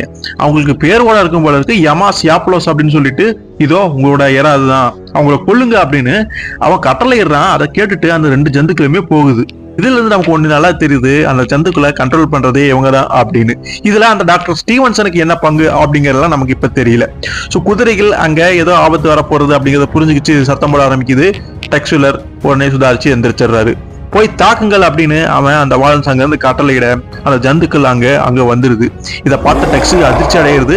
நான் ஏதாவது கனவு இது கண்டனா ஏன்னா இது அப்படிங்கிற மாதிரி அவர் அதிர்ச்சி அடைஞ்சு முடிக்கிறதுக்குள்ளாரே ஒரு ஜந்து டெக்ஸிலோடைய கழுத்தை வந்து பிடிச்சிருது. உடனே அவர் வேகமாக தன்னுடைய துப்பாக்கிய பிஸ்டல் எடுத்து அந்த ஜந்துவை சுடுறாரு. அந்த ஜந்து கீழே விழுந்து அங்கே இறந்து போகுது அப்படின்னே சொல்லலாம். அப்போ அடுத்து தாமஸை பார்க்குறாரு. தாமஸ் மோசமான நிலையில் இருக்கிறத பார்த்தோன்னே அந்த ஜந்துவுமே சுட்டுறாரு. மேலுமே சில குண்டுகளை இறக்குனதுக்கு அப்புறம் தான் அந்த ஜந்துவுமே கீழே வந்து சாகுது. நம்ம கொஞ்சம் மிஸ் பண்ணிட்டோம்னா அது வர்ற வேகத்துக்கு பாஞ்சு நம்மளவே கொன்று. அப்படி ஒரு மோசமான ஒரு ஆக்ரோஷ பாய்ச்சலோட அது வந்துகிட்டு இருக்குது. ஒண்ணுமே புரியல, போதாதுன்னு பேசிட்டு இருந்தா இப்ப அது நிஜத்திலே வந்துச்சு அப்படின்னு ஆச்சரியமா அங்க பாத்துட்டு இருக்காரு. தாமஸ் ஒண்ணு கொண்டு ஆகலையே அப்படின்னு டெக்ஸ் கேட்கும்போது நல்ல வேலை சரியான நேரத்துல டெக்ஸ் காப்பாத்திட்டாரு, அவனுக்கு ஒண்ணு ஆகல. அப்ப திடீர்னு ரைபிள் முழங்கல் சத்தம் கேட்குது. குண்டு வந்து இவங்களை நோக்கி தான் பாயுது. நல்ல வேலையா டெக்ஸ் வந்து எப்படியோ தாமஸ் கூட்டிட்டு அங்க போய் பதுங்கிடலாம் அப்படின்னு சொல்லிட்டு ஒரு பாறைக்கு பின்னாடி போய் பதுங்கிடுறாங்க. அந்த முயற்சியில தாமஸுக்கு கையில குண்டடிப்பட்டுருது. சிலைப்பு மாதிரி சின்ன காயம் வந்து ஏற்பட்டுருது. சுடுறது அந்த வாலன்ஸ் அவங்க கூட இருக்கக்கூடிய அந்த கூட்டாளியும் தான். ஸோ நம்ம ஜந்துக்களை அனுப்புற முயற்சி தோல்வி அடைஞ்சிருச்சு அப்படின்னு அவங்களை கொள்ளணும் அப்படிங்கிறக்காங்க இவங்களே களத்தில் இறங்கி சுட ஆரம்பிக்கிறாங்க. ஸோ தாமஸுக்கு அடிபட்டுச்சு அப்படின்னு தெரிஞ்சுக்கிட்டோன்னே ஓகே அப்புறம் பார்த்துக்கலாம், இப்போதைக்கு நம்மளை தாக்குறவங்க யாருன்னு கண்டுபிடிச்சி அவங்கள வந்து முடிச்சு கட்டணும், இல்லைன்னு நம்ம உயிருக்கு ஆபத்தாயிரு அப்படின்னு சொல்லிட்டு டெக்ஸ்டைலுமே அங்கே தாக்குதல் தொடுக்கிறதுக்கு ரெடி ஆயிடுறாரு. ஸோ தாக்குற அந்த 2 பேரும் யாரு அப்படின்னு இவங்களால அடையாளம் தெரிஞ்சுக்க முடியல. இருட்டா இருக்கனால மூஞ்சி வந்து சரியா தெரியல. ஸோ தாமஸ் கிட்ட நீ இங்கே இரு, நான் போய் வேற ஒரு இடத்துல இருந்து அவங்களுக்கு அதிர்ச்சி வைத்தியம் தரேன் அப்படின்னு சொல்லிட்டு இடம் மாறி போய் ஷூட் பண்ணலான்னு போறாரு. இவங்க அது தெரியாம 2 பேரும் அங்க சுட்டுட்டு இருக்க நம்ம டெக்ஸ்டைலர் வேற ஒரு இடத்துல இருந்து அங்க ஒரு நபரை வந்து தாக்குறாரு. குறி கொஞ்சம் மிஸ் ஆயிடுச்சு, தொப்பி தான் வந்து குண்டு தொட்டுருது. ஸோ வாலன்ஸுமே அவன் கூட இருந்தோமே சுதாரிச்சுக்கிட்டு அவன் இடம் மாறிட்டான் அப்படிங்கிறத புரிஞ்சுட்டு அந்த திசையை நோக்கி குண்டுகளை பறக்க விடுறாங்க. அதை புரிஞ்சுக்கிட்ட டெக்ஸ்டைலர் மீண்டுமே அங்க இடம் மாறுறாரு. ஸோ நமக்கு பின்னாடி கூட வந்து அவன் தாக்கலாம் அப்படிங்கிறத புரிஞ்சுக்கிட்ட அந்த வாலன்ஸ் வந்து பின்னாடி திரும்பி பார்க்கும் பொழுது டெக்ஸ்டைலர் அங்கே போயிட்டு இருக்கிறத பார்த்தோன்னே டெக்ஸ்டைலர் சொல்றேன்னு நினைக்கிறாங்க. ஆனால் அவர் வேகமாக போய் ஒரு பாறைக்கு பின்னாடி மறைஞ்சிக்கிட்டே கீழே பதுங்கிட்டு சுடுறா. அப்படி அந்த வாலன்ஸ் கூட இருந்தவனுடைய கதை வந்து அங்கே முடிஞ்சது. அவன் அழுதுகிட்டே கீழே விழுந்து செத்து போயிடுறான். ஸோ ஒரே ஒருத்தன் தான் பாக்கி, அவனையாவது உயிரோட பிடிச்சு விசாரிக்கலாம் அப்படின்னு டெக்ஸ் நினைக்கிறாரு. ஆனால் அதுக்குள்ள அந்த வாலன்ஸ் வந்து அங்கிருந்து வேகமாக ஓட ஆரம்பிக்கிறான். ஸோ ஓடுறத புரிஞ்சுக்கிட்ட டெக்ஸ்டைலருமே பார்த்து சேஸ் பண்ணிட்டு போறா. அப்படி ஆனால் அதுக்குள்ள அவன் எப்படியே தப்பிச்சு போயிடுறான். சுடுறாரு, கால் குறி வச்சு சுடுறாரு. குறி கொஞ்சம் மிஸ் ஆயிருது. அவன் அங்கிருந்து தாவி பாஞ்சு குதிரைகள் இருக்கக்கூடிய இடத்துக்கு வந்து குதிரையை கிளப்பிட்டு போயிடுறான். 2 குதிரையுமே கிளப்பிட்டு போயிடுறான். டெக்ஸ்டைல் ஒன்றும் பண்ண முடியல, வந்தது யாருன்னு தெரிஞ்சுக்க முடியல. ஸோ அவன் போற வேகத்துக்கு எங்கேயாவது விழுந்து செத்து தொலைஞ்சானா என்ன பண்றதுமே டெக்ஸ் யோசிச்சுட்டு இருக்காரு. ஸோ தாமஸ் இருக்கக்கூடிய இடத்துக்குமே வந்துடுறாங்க. அங்க ஏற்கனவே சுட்ட அந்த நபரையுமே பாக்குறாங்க. அவனை அடையாளமும் தெரிஞ்சுக்கிறாங்க. வாலன்ஸ் கூட இருந்தா அந்த செவிந்திய ஃப்ரெண்டு தான், அந்த கைவா அப்படின்னு சொல்லப்போற அந்த நபர் தான் அப்படிங்கிறத புரிஞ்சுக்கணுன்னே கூட இருந்தவன் யாருன்னு கண்டுபிடிக்கிறல யூகிக்கிறதுல அவங்களுக்கு சிரமமே இல்லை. அது அந்த வாலன்ஸ் தான் அப்படிங்கிறத புரிஞ்சுக்கிறாங்க. 2 ராட்சச ஜந்துக்களை நம்ம மீது ஏவி விட்டதா அவன் தான் அப்படிங்கிறதையுமே புரிஞ்சுக்கிறாங்க. அதுல எந்த சந்தேகம் இல்லைங்கிறத புரிஞ்சுக்கிறாங்க. ஸோ பக்கத்துல போய் அந்த ஜந்துக்களை பார்ப்போம்னு போய் பாக்குறாங்க. உயிரோட இருக்கும்போது ஒரு வெறியா பாஞ்ச இந்த ஜந்துக்கள் இப்ப செத்ததுக்கு அப்புறம் ரொம்ப சாதாரணமா ஒரு மாதிரி பலவீனமா இருக்கிறத பார்க்க முடியுது. தாமஸ் மேலுமே விளக்கத்தை வந்து கொடுக்குற. அப்படி விசித்திரமான ஜந்துக்களாவே இருந்தாலுமே மனித குரங்குகள் மாதிரி தோற்றம் அளிச்சாலுமே மனிதர்களுடைய அம்சங்கள் எல்லாமே பார்க்க முடியுதாமா. மூஞ்சில இருக்கக்கூடிய அந்த விகாரம் இப்ப இல்ல, விரல்கள் இருக்கக்கூடிய கூறிய நகலுமே இல்ல அப்படின்னு டெக்ஸ்ட் சொல்ற. அப்படி முன்னாடி மனுஷங்களா இருந்தவங்களே இப்படி மாறிட்டாங்கன்னு சொல்ல வரையா அப்படின்னு கேட்கும் பொழுது என்னால ஒட்டி எதுவும் சொல்ல முடியல, ஆனா பார்த்தா அப்படித்தான் தெரியுது அப்படிங்கிற மாதிரி தாமஸ் சொல்ற. அப்படி இந்த ஜந்துக்கள் இப்படி மாறினதுக்கும் டாக்டர் ஸ்டீவன்சனுக்கும் ஏதாவது ஆராய்ச்சி சம்பந்த தொடர்பு இருக்குமா அப்படிங்கிற மாதிரி கேள்வி வரும் பொழுது அதுதான் தாமஸ்க்கு ஒரு மாதிரி அதிர்ச்சியை ஏற்படுத்துது, பயத்தையுமே ஏற்படுத்துதுன்னு சொல்றாரு. இந்த ராட்சச ஜந்துக்கள் மட்டும் டாக்டர் ஸ்டீவன்சன் ஆராய்ச்சியோட விளைவு அப்படிங்கிற பட்சத்துல எங்க அப்பாவோட மனசுல தோன்றின சந்தேகங்கள் எல்லாமே நியாயமானதா அப்படின்னு சொல்ல முடியும். இது மாதிரியான விபரீதங்கள் இங்க நிகழும் அப்படிங்கறது ஆரம்பத்திலே அவர் கணிச்சிருக்கணும்னு நான் நினைக்கிறேன் அப்படின்னு சொல்றாரு. டெக்ஸ்டைலர் வந்து டாக்டர் ஸ்டீவன்சன் கிட்ட இந்த சடலங்களை கொண்டு போய் காட்டுவோம் அப்படிங்கிற மாதிரி சொல்றாரு. அதுக்கப்புறமா அவரால் உண்மையை வந்து மூடி மறைக்க முடியாது. ஸோ எனவே இனிமேல் செவிந்திகளை சந்திச்சு பேசுவது அவசியம் இல்லை அப்படின்னு நினைக்கிறீங்களா அப்படின்னு டெக்ஸ் கிட்ட கேட்கும் பொழுது இல்லை வேண்டாம், இவ்வளவு தூரம் வந்துட்டோம், ஸோ போய் பார்த்துட்டே வந்துடும் அப்படிங்கிற டெக்ஸ் சொல்றாரு. இந்த உடல்களை எப்படியே விட்டுட்டு போனோம்னா கழுகுகளும் நரிகளும் கொத்தி கொத்தி சின்ன பின்னப்படுத்தி ஏதாவது மழை விடங்குது கிடைக்குது அப்படின்னு பாக்குறாங்க. அங்க ஒரு சின்ன ஒரு குகையாட்டு இருக்குது பாறைகளுக்கு இடையில. அங்க சடலங்களை போட்டு ஏதாவது செடி கொடி இலைகள் தலைகளை வச்சு மறைச்சுட்டோம்னா இப்போதைக்கு அந்த பிரச்சனை இல்லை, நம்ம போயிட்டு வந்து பாத்துக்கலாம் அப்படிமே பண்ணிட்டு கிளம்புறாங்க. சோ நீ வந்து தாமஸ் வந்து இங்கே இருக்க சொல்லிட்டு தாம் மட்டும் போயிட்டு வரதா வந்து டெக்ஸ் சொல்றாரு. நீங்க தனியா விட்டு போவாதீங்க அப்படிங்கிற மாதிரி தாமஸ் கேட்கறாரு. பகல்ல எந்த ஆபத்தும் வந்துடாது அப்படிங்கிற அடிப்படையில டெக்ஸ் சொல்றாரு. ஆனாலுமே இங்க தனியா இருக்கிறதுனால எனக்கு எந்த பிரயோஜனமும் கிடையாது, நீங்க துப்பாக்கியே பாதுகாப்பு கொடுத்துட்டு போனாலும் அதை எப்படி யூஸ் மென்ஷன் பண்ணணும் கூட எனக்கு தெரியாது அப்படிங்கிற மாதிரி அவர் சொல்றாரு. சரி உன்னுடைய இஷ்டம், சரி வா போலாம் அப்படின்னு சொல்லிட்டு இப்போ 2 பேருமே போறாங்க. என்ன பிரச்சனைனா தோல்ல காயம் வந்து அவருக்கு ஏற்பட்டிருக்கு. அதனால குதிரை பயணம் செல்லும் பொழுது அந்த குழுக்கல்கள் இருக்கும். ஸோ உடம்புல அந்த குழுக்கல்கள் ஏற்படும் பொழுது காயம் வந்து இன்னும் மோசமாகறதுக்கான வாய்ப்புகள் இருக்குன்னா டெக்ஸ் வந்து நீ இங்கே இருந்துக்க அப்படிங்கிற மாதிரி சொல்லியிருப்பாரு. பட் இருந்தாலுமே வரேன் அப்படின்னு சொல்லிட்டு இப்போ பயணத்தை தொடர்ந்து அதே மாதிரி கிராமத்துக்குள்ளே வந்துடுறாங்க. ஸோ டெக்ஸ்வெல்லர் வந்து இரவு கழுகு நவஜோக்களுடைய தலைவர் அப்படிங்கிறது அவங்களுக்கு ஏற்கனவே தெரிஞ்சிருக்கு. அப்படிங்கிறனால அந்த கிராமத்து தலைவர் பேர் வந்து லேமார்ஸ் அப்படின்னு சொல்றாங்க. அவரை சந்திச்சு உள்ள கூடாரத்துக்குள்ளுமே பேசுறாங்க. தாமஸ்க்கு காயம் வந்து ஏற்பட்டதை கவனிச்ச ஒரு செவிந்தின் வந்து மருத்துவரை கூட்டிட்டு வரதா சொல்லிட்டு ஒரு மருத்துவரை கூட்டிட்டு வந்து அவர் சிகிச்சை பார்த்துட்டு இருக்காரு. ஸோ அவங்க முறைப்படி மூலிகைகள் இந்த விஷயமெல்லாம் வச்சு அவங்க வந்து மருத்துவம் பார்த்துக்கிட்டு இருக்கிறாங்க. டெக்ஸுமே சொல்றாரு, ஒன்றும் பயப்பட வேணாம், இங்கிலீஷ் மருந்துகளோட இவங்களுடைய மூலிகைகள் இந்த விஷயங்கள் எல்லாமே ரொம்பவே பவர்ஃபுல்லானது, சீக்கிரமே குணமாயிரும் அப்படின்னு சொன்னோன்னே அவனுக்கு அப்பதான் கொஞ்சம் நிம்மதியா இருக்கு. ஸோ அதுக்கப்புறம் அங்க பேச ஆரம்பிக்கிறாங்க. இதுக்காக வந்திருக்கவங்க இது வரைக்கும் நடந்த விஷயங்கள் எல்லாமே சொல்லும் பொழுது அங்க அந்த லேமார்ஸ் தலைவர் வந்து பேசுறாரு. இருக்குமே ஒண்ணுமே தெரியல. ஸோ அந்த நபர் யாரு, அந்த தாமஸ் உடைய அப்பா. ஸோ அந்த மனுஷன் அப்ப எங்க தான் போன, அப்படி யாரு தான் வந்து கடத்திட்டு போனா என்ன, இது ஒண்ணுமே புரியல, யாருக்குமே தெரியல அப்படின்னு சொல்லும் பொழுது பெரிய மர்மமாவே அந்த ஒரு விஷயம் இருக்குது. டெக்ஸுக்கு திரும்ப வந்து ஏமாற்றமா தான் இருக்குது. அப்படியே சரி இன்னொரு கிராமத்துக்கு போயிருக்கூடிய என்னுடைய நண்பன் கார்ஜனும் மற்றவங்களுக்கும் ஏதாவது தகவல் கிடைக்குங்கிற நான் நம்புறேன் அப்படின்னு சொல்லிட்டு தான் கிளம்புறதா வந்து சொல்றாரு.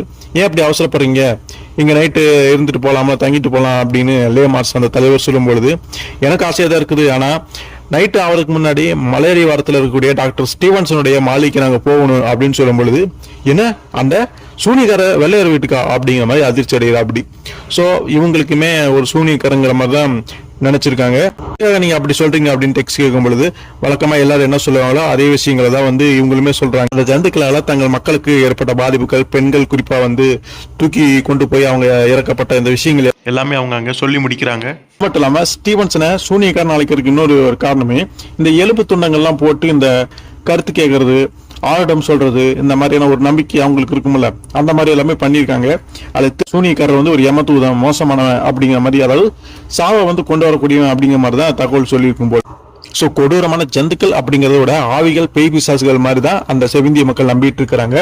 அவர் சொல்றாரு, முன்ன மாதிரி கிடையாது இரவு கழுகாரு, இந்த பிராந்தியத்துல அலைய ஆவிகள் முன்னாடி மாதிரி இல்லாம அந்த ஸ்டீவன்சன் இங்க குடியேற நாள் தொட்டு ரொம்பவும் கொடூரமானவங்களாகவும் தீங்கு விளைவிப்பவர்களாகவும் மாறி போயிடுச்சு அப்படிங்கிற மாதிரி சொல்றாரு. அந்த ஆவிங்க எல்லாமே நீண்ட அங்கி அணிஞ்சு வரும் அப்படிங்கிற மாதிரி சொல்லும் பொழுது ஆவிகள் இப்ப அங்கிகள்லாம் அணிய ஆரம்பிச்சு அப்படிங்கிற மாதிரி அவர் கிண்டலா ஒரு மாதிரி சிரிச்சுக்கிட்டே கேட்கும் பொழுது அப்படி பழிச்சு பேசாதீங்க, லேமார்ஸும் நானும் மட்டும்தான் கிடையாது, இந்த ஊர் மக்கள் எல்லாருமே அந்த அங்கி அணிஞ்சு அந்த ஜந்து அந்த ஆவி வந்து பார்த்துருக்காங்க அப்படிங்கிற மாதிரி தான் சொல்றாங்க. ஸோ விவரமா தான் சொல்லுங்களேன் அப்படின்னு டெக்ஸ்ட் கேட்கும் பொழுது அவர் சொல்றாரு, தோற்றத்துல ஒரு மனுஷன மாதிரியும் தலை செய்யப்படாத நீண்ட முடி, உடல் முழுக்க ரோமங்களும், முதலையினுடைய கோர பற்கள் மாதிரியும் அந்த மிருகம் வந்து காட்சியளித்தது அவர் வந்து உருவ அமைப்பு வந்து குறிப்பிடுறாரு. ஸோ கடந்த பல மாசங்களாவே அந்த ஊர் மக்களை அந்த ஜந்து அந்த ஆவி வந்து கொடுமைப்படுத்தி வந்துட்டு இருக்குது. நிறைய இளம் பெண்களுடைய உடலை வந்து சின்னாபனப்படுத்தி கொடூரமா வந்து கொண்டிருக்குது. பசங்க இளைஞர்கள் 10 பேர்த்துக்கு மேற்பட்ட இது வரைக்கும் காணாம போயிருக்காங்க. அவங்களுடைய எலும்பு குடிப்பின் நாட்களில் கண்டெடுக்கப்பட்டதாகவும் நடந்த அந்த மோசமான சம்பவங்கள் எல்லாமே விவரிச்சிட்டு இருக்கிறாரு. ஆவி அங்கேயே அணிஞ்சு திரிவதெல்லாம் கொஞ்சம் வித்தியாசமா தான் இருக்குது. ஏன்னா நீங்க விவரிச்ச மாதிரியான ஜந்துக்களை நாங்க பார்த்தோம், அதுங்க எல்லாமே இடுப்பை சுத்தி துண்டை மட்டும் தான் கட்டிட்டு இருந்தது அப்படின்னு சொல்லும்போது அதுங்க நீங்களுமே பார்த்திருக்கீங்களா எங்க அப்படின்னு அங்க செவிந்தியன் கேட்கும் பொழுது, அன்னைக்கு நைட்டு அந்த 2 ஜந்துக்கள் இவங்களை தாக்க வந்தப்ப இவங்க வந்து அதை வீழ்த்தி அந்த குகையில மறைச்சு வச்சுட்டு வந்திருக்காங்கல்ல, அந்த விஷயத்த சொல்லும் பொழுது அப்படின்னா அந்த குகை இருக்கக்கூடிய இடத்துக்கு எங்களையும் கூட்டிட்டு போங்க, அதுங்களை நான் பார்க்கணும் அப்படின்னு வந்து சொல்றாரு. டாக்டர் ஸ்டீவன்சன் கிட்ட அந்த ஜந்துக்களை எடுத்துட்டு போய் ஆராய்ச்சி பண்ணி பார்க்கலாம் அப்படின்னு நான் இருக்கிறேன் அப்படிங்கிற தன்னுடைய கருத்தை டெக்ஸ்ட் சொல்லும் பொழுது எங்களுக்கு ஒண்ணு இருந்தா போதுங்கிற மாதிரி அந்த செவிந்தியன் சொல்லிடுறான். எங்களுக்கும் ஒன்றும் பிரச்சனை இல்லை, வாங்க போலாம் அப்படின்னு சொல்லிட்டு போறாங்க. ஸோ இதுக்கடையில மாளிகைக்குள்ள காட்டுறாங்க அந்த பட்லரும் அந்த ஸ்டீவன்சனும் எங்கேயோ வந்து போறாங்க, ஒரு அறைக்கு வந்து போறாங்க. கீழே பேஸ்மெண்ட் மாதிரியான ஒரு இடம் இருக்கும் போல இருக்கு, அங்க இருக்கக்கூடிய அறையில வந்து போறாங்க. அப்ப வந்து அந்த டாக்டர் ஸ்டீவன்சன் கேட்கிறாரு, இந்த ரூமை எப்பவுமே பூட்டி தானே வச்சிருக்கேன் அப்படின்னு சொல்லும்போது, எப்பவும் நான் பூட்டி தான் சார் வச்சிருக்கேன், நீங்க போங்க உள்ள அப்படின்னு கதவை திறந்துடுறாரு பட்லர். இவருமே உள்ள போறாரு. யாராவது தலைமறைவா வந்து மறைச்சிக்கணும்னா கூட அந்த அறை அவ்வளவு சூப்பரா பொருந்து மாட்டிருக்கு. அப்படிப்பட்ட ஒரு அறை தான் அது. பேஸ்மெண்ட் கீழே வந்து இருக்கும் போல இருக்கு. அங்க வந்து வராரு நம்ம ஸ்டீவன்சன். அப்ப அங்க யாரோ ஒருத்தர் உட்காந்துருக்காரு. யாரான்னு பார்த்தா தாமஸுடைய அப்பா அந்த பர்குசன் தான். பெரிய ஷாக்கா இருக்குது, அந்த மனுஷன் சாகல. சோ இங்கதான் இருக்கிறாரு இந்த ஸ்டீவன்சன். வெளி உலகத்துக்கு இந்த நபர் இறந்துட்டதாகவோ அல்லது காணாமல் போனதாகவோ தான் காமிச்சிட்டு இருந்திருக்காரு. ஆனா உண்மையிலுமே இவருடைய மாளிகையில தான் ஒளிச்சு வச்சுக்கிட்டு இத்தனை நாள் இவங்க 2 பேரும் இருந்திருக்காங்க அப்படிங்கிறது புரியுது. என்ன காரணத்துக்காக பர்குசன் இதுக்கு ஒத்துக்கிட்டு அவருமே அங்க இருக்காரு அப்படிங்கறதுலாம் புரியல. ஏன்னா அவங்க என்னதான் வந்து ஸ்டீவன்சன் வந்து அவரை கைதி அங்க அடைச்சு வச்சிருந்தாலுமே எப்பவும் போல சகஜமா அவருக்கு வேண்டியது கொடுக்கறது பராமரிக்கிறது மாதிரி உபசரிப்பு எல்லாமே பயங்கரமா தான் இருந்திருக்குது. பர்குசனுமே டாக்டருக்கு உதவி பண்றதுக்காக தான் அங்க வந்துருதான் சொல்லி இருந்திருப்பாரு. அந்த அடிப்படையில ஏதோ உதவி பண்ற முயற்சியில தான் அவருமே இருப்பாரு போல இருக்கு. நிறைய புத்தகங்கள் எல்லாமே படிச்சுக்கிட்டு ஏதோ பண்ணிட்டு இருக்காங்கன்னு புரியுது. ஸோ அவங்க சில விஷயங்கள் பேசிக்கிறாங்க. அதுல இருந்தே கிளியர்னு கேட்டா ஒரு விஷயம் தெரியுது. இந்த ஜந்துக்கள் உருவானதுக்கு இந்த டாக்டர் ஸ்டீவன்சன் தான் காரணம் அப்படிங்கிறது புரியுது. அவர்தான் ஆராய்ச்சி பண்ணி எதையோ வந்து தெரியாதனமா பண்ணி சொதப்பி வச்சிருக்காரு. அதனால இப்படிப்பட்ட மோசமான விளைவுகள் இந்த ஜந்துக்கள் எல்லாமே வந்திருக்கு அப்படிங்கிறது புரியுது. அவங்க பேசிக்கிட்டே ஒரு கண்ணாடி ஜாடி மாதிரி இருக்காங்க வராங்க. ஜந்து இருக்குது, அது இறந்து போச்சா என்னன்னு தெரியல. ஆனா அந்த ஜந்து அந்த கண்ணாடி ஜாடிக்குள்ள வச்சிருக்காங்க. அதை வச்சு ஆராய்ச்சி எல்லாம் பண்ணிட்டு இருப்பாங்க. அப்ப ஸ்டீவன்சன் வந்து அதை பார்த்துக்கிட்டே சொல்றாரு, மனுஷன் கிட்ட இருக்கக்கூடிய தீய குணத்தை பிரிச்சிருக்க முடிஞ்ச எனக்கு நல்ல குணத்தை பிரிக்க முடியாம போனது துரதிருஷ்டம் அப்படிங்கிறாரு. நீ செஞ்சிருக்கிறது மன்னிக்கவே முடியாத ஒரு பாவக்காரியம் ராபர்ட். பாவப்பட்ட எளியோரை உன்னுடைய கிறுக்குத்தனமான பரிசோதனைக்கு உட்படுத்திருக்க அப்படின்னு சொல்லும்போது தெரியுது அந்த ஜந்துக்கள் ஒன்றும் தானாலாம் வரல. மனுஷங்க அப்பாவி மனிதர்களை பிடிச்சிக்கிட்டு வந்து இந்த மாதிரி ஆராய்ச்சி பண்றேன்னு பண்ணி இந்த மாதிரியான வேலையெல்லாம் பார்த்து வச்சிருக்காரு மனுஷன். ஸோ இதுக்குதான் நீ டுபாக் வந்தாயா? உன்னுடைய பரிசோதனைகளுக்கு பலிகடகளாக பாஸ்டன்ல எந்த ஒரு செவிந்தினும் அகப்பட மாட்டான். இங்கே நான் மாயமா போகிற ஆட்களை யாரும் கேட்க போறது கிடையாது. இந்த அப்பாவிகளை பத்தி யாரும் அக்கறையும் பட மாட்டாங்க அப்படிங்கறதான உன்னுடைய வந்து பிளானா இருந்திருக்கு. அதுக்காக தான் இங்க வந்த அப்படிங்கிற மாதிரி மனுஷன் போட்டு உடைக்கிறாரு. சரமாரியா கேள்வி எல்லாமே கேட்கிறாரு. ஒரேடே என் மீது பழிப்படாத என்று என்னுடைய என் லட்சியம் புனிதமானது. தீய மற்றும் நல்ல குணங்களால் ஏற்படும் மோதல் காரணமா ஏற்படக்கூடிய அனைத்து கஷ்ட நஷ்டங்களையும் ஒரேடியா முடிச்சு வைக்கணும். விஞ்ஞான முன்னேற்றத்துல ஒரு சரித்திரம் படைக்கணும்னு நான் நினைச்சேன். அது மட்டும் நடந்தது அப்படின்னா இந்த பூமியில வெறுப்பு, குரோதம், வன்மம், போட்டி, பொறாமை, சட்டம், சமூக விரோதம் இந்த விஷயங்கள் எதுவுமே இருக்காது. பூமியை அப்படியே சொர்க்கம் மாதிரி இருந்திருக்கும் அப்படின்னு மனுஷ கிறுக்குத்தனமா என்னென்னமோ பேசிட்டு இருக்கும் பொழுது அந்த பர்குசன் திட்டாரு. நல்லதையும் கெட்டதையும் சேர்த்தே மனுஷங்கிட்ட வச்ச இறைவன் அதை தேர்ந்தெடுக்க நமக்கு பகுத்தறிவையும் கொடுத்திருக்கும் போது குறுக்க புகுந்து அந்த நீதியில மாற்றம் கொண்டு வர நீ யாரு, உனக்கு ஏது அதிகாரம் அப்படிங்கிற மாதிரி மனுஷன் கேள்விக்கணையால விளாசிக்கிட்டு இருக்கிறாரு. அதுக்கு ஸ்டீவன்சனால எதுவுமே பதில் சொல்ல முடியல. அவரோட பண்ண ஆராய்ச்சி எல்லாமே சொதப்பிருச்சு. நல்லது அப்படின்னு செஞ்சாரு. கடைசியில 2 கட்ட இடத்துல வந்து மாட்டிக்கிற அப்படி மனுஷன் குணத்தை பிரிச்செடுக்கிறதோட விளைவுதான் இப்ப இந்த ஜந்துக்கெல்லாம் மாறி மனிதர்கள் எப்படி வெளியில திரியறது எல்லாமே. ஆனா நல்ல குணத்தை பிரிச்சு எடுத்து வெறும் நல்ல மனுஷங்களை மட்டுமே அவங்களை காட்டக்கூடிய அந்த சோதனைகளை வந்து இந்த மனுஷன் சொதப்பிட்டாரு, தோட்டுட்டாரு அப்படிங்கிறது புரியுது. இது எப்படி இருந்தாலுமே அந்த ஸ்டீவன்சன் வந்து தன்னுடைய தப்பை வந்து ஒத்துக்கிட்டா அப்படி அதை சரி செய்யணும் அப்படிங்கறதுக்காக மாசக்கணக்கா இரவு பகலா வந்து புத்தகம் எல்லாம் படிச்சு அது இதுன்னு படிச்சு எப்படியாவது ஏதாவது மாற்று மருந்து ஏதோ ஒன்று பண்ணி சரி பண்ணிட முடியாது அப்படின்னு அங்க அவர் இருக்காது. அந்த முயற்சிக்கு ஹெல்ப் பண்றதுக்கு தான் இந்த பர்குசனும் இங்க இருக்கிறாரு போல இருக்கு. அதுக்கப்புறம் அந்த ஜந்துக்களை மறைச்சு வச்சிருந்த அந்த குகை கிட்ட செவிந்தியர்கள், டெக்ஸ், அந்த தாமஸ் எல்லாருமே வந்துட்டாங்க. அவங்க வந்து சேர்றப்ப அந்த ஓநாய்கள் எல்லாமே மோப்பம் பிடிச்சு இறைய தேடி வந்துருச்சு. நம்ம டெக்ஸ் துப்பாக்கி எடுத்து சுட்டு அதை வந்து விரட்டுறாரு. அந்த செவிந்தியன் சொன்ன மாதிரி அவங்க பார்த்த ஜந்துக்கள் வந்து அதுதான். ஆனா அது பின்னாடி துணி மாதிரி தொங்கிட்டு இருந்திருக்கும் போல இருக்கு. ஆனா இந்த ஜந்துக்கள்ல அந்த மாதிரி எதுவும் இல்லை. பட் அவங்க சொன்ன அந்த தோற்றங்கள் அது ஒற்றுமை எல்லாமே சரியா தான் இருக்குது. அதுக்கப்புறம் அவங்க பேசினபடியே ஒரு ஜந்து வந்து அந்த செவிந்தியர்கள் ஸ்ட்ரெச்சர் மாதிரி ஒரு விஷயத்தை ரெடி பண்ணி குதிரையில மாட்டி அப்படியே கொண்டு போயிடுறாங்க. இன்னொரு ஜந்துவை நம்ம டெக்ஸும் தாமஸும் வந்து எடுத்துட்டு போயிடுறாங்க. அவங்களுக்கு ஒரு ஸ்ட்ரெச்சரை வந்து ரெடி பண்ணி கொடுத்துட்றாங்க. டெக்ஸும் தாமஸும் அப்படியே பேசிக்கிட்டே அங்க திரும்ப போய்கிட்டு இருக்கும் பொழுது ஒரு இடத்துக்கு வராங்க. வரும்பொழுது எங்கிருந்தோ ஒரு ரைஃபிளுடைய துப்பாக்கி முழக்கம் குண்டு அப்படியே சீறி பாயுது. நல்ல வேலை டெக்ஸில ஜஸ்ட் மிஸ்ல தப்பிச்சிட்டாரு. ஸோ அங்க மேல பாருங்க அப்படின்னு தாமஸ் வந்து கை காட்டுற அப்படி அங்க தொலைவுல யாரோ ஒருத்தன் சுடுறான். ஸோ வெட்ட வெளியில இவங்க நிக்கிறாங்க. சரியான இலக்கா பார்த்து அவங்க தேர்ந்தெடுத்து நின்று இவங்களை தாக்குறதுனால வகையா அங்க மாட்டிக்கிட்டாங்க. ஸோ கீழே இறங்க அப்படின்னு குதிரையை விட்டு கீழே இறங்கி குதிரையை படுக்க வச்சு அதுக்கு பின்னாடி வந்து பதுங்கி அவங்களுக்கு பதில் தாக்குதல் தொடுக்கணும்னு நினைக்கிறாங்க. ஆனா அதுக்குள்ள டெக்ஸிலுடைய குதிரை வந்து தாக்கப்பட்டுருது. அங்க கீழே விழுந்துருது, இறந்துருது. தாமஸுடைய குதிரையோ அதிர்ச்சியில வந்து பாத்தீங்கன்னா பயந்து போய் மறந்து அங்க இருந்து ஓடிடுது. டெக்ஸுக்கு தெரிஞ்சிச்சு தாக்குறது யாரு அப்படிங்கிறது. அது அந்த வாலன்ஸ் தான்.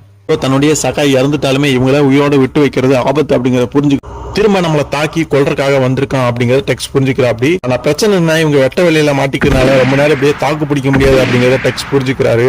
முடிஞ்ச வரைக்கும் அவருமே அங்க இருந்து சுடுறாரு. ஆனா அவருக்கு சொல்றதுக்கு கொஞ்சம் சிரமமா தான் இருக்குது. அந்த சமயத்துல இனிமே உன்னோட ஆட்டம் செல்லுபடியாகுது தம்பி அப்படின்னு துப்பாக்கியை கீழே போடு அப்படிங்கிற குரல் எங்கேயோ இருந்து கேக்குது, பின்னாடி இருந்து கேக்குது. யார் நீ அப்படின்னு ஸோ டெக்ஸ் யாராவது நம்மளுக்கு ஹெல்ப் பண்றது அப்படின்னு அவர் எட்டி பார்க்கறாரு. அவரால் நம்பவே முடியல. ஏன்னா வந்ததாங்க கார்சனும் டைகர் ஜாக்கும் கிட் வீலரும் சரியான தருணத்துல வந்து அவங்க அங்க டெக்ஸையும் தாமஸையும் காப்பாத்திட்டாங்க. அப்புறம் அவங்க எல்லாருமே டெக்ஸுக்கு கார்சனை பார்த்தோன்னே ரொம்ப சந்தோஷம். அவருக்கு அப்படியே கார்சனை பார்த்தோன்னே காப்பாத்துற கடவுள் மாதிரி தோண்டி இருக்கும் போல இருக்கு. சிரிச்சுக்கிட்டே சொல்லிட்டு இருக்காரு கார்சனுமே, என்னுடைய அருமை பெருமையெல்லாம் உன் பையன்கிட்ட சொல்லி வை அப்பனே, நையாண்டி கிண்டல் பண்றதுல உன்னையே மிஞ்சிருவான் போல இருக்கு அப்படின்னு கார்சன் அவரு தன்னுடைய பாணியில பேசிட்டு இருக்கும் பொழுது, அப்படி என்ன மூடி கொண்டு போயிட்டு இருக்கீங்க ஸ்ட்ரெச்சர்ல அப்படின்னோடனே, நீயே போய் பாரு அப்படின்னு கேஷுவலா டெக்ஸ் சொல்லிடுறாரு. நம்பால அந்த பொறி விளக்கிட்டு பார்த்தா அது அந்த ஜந்து.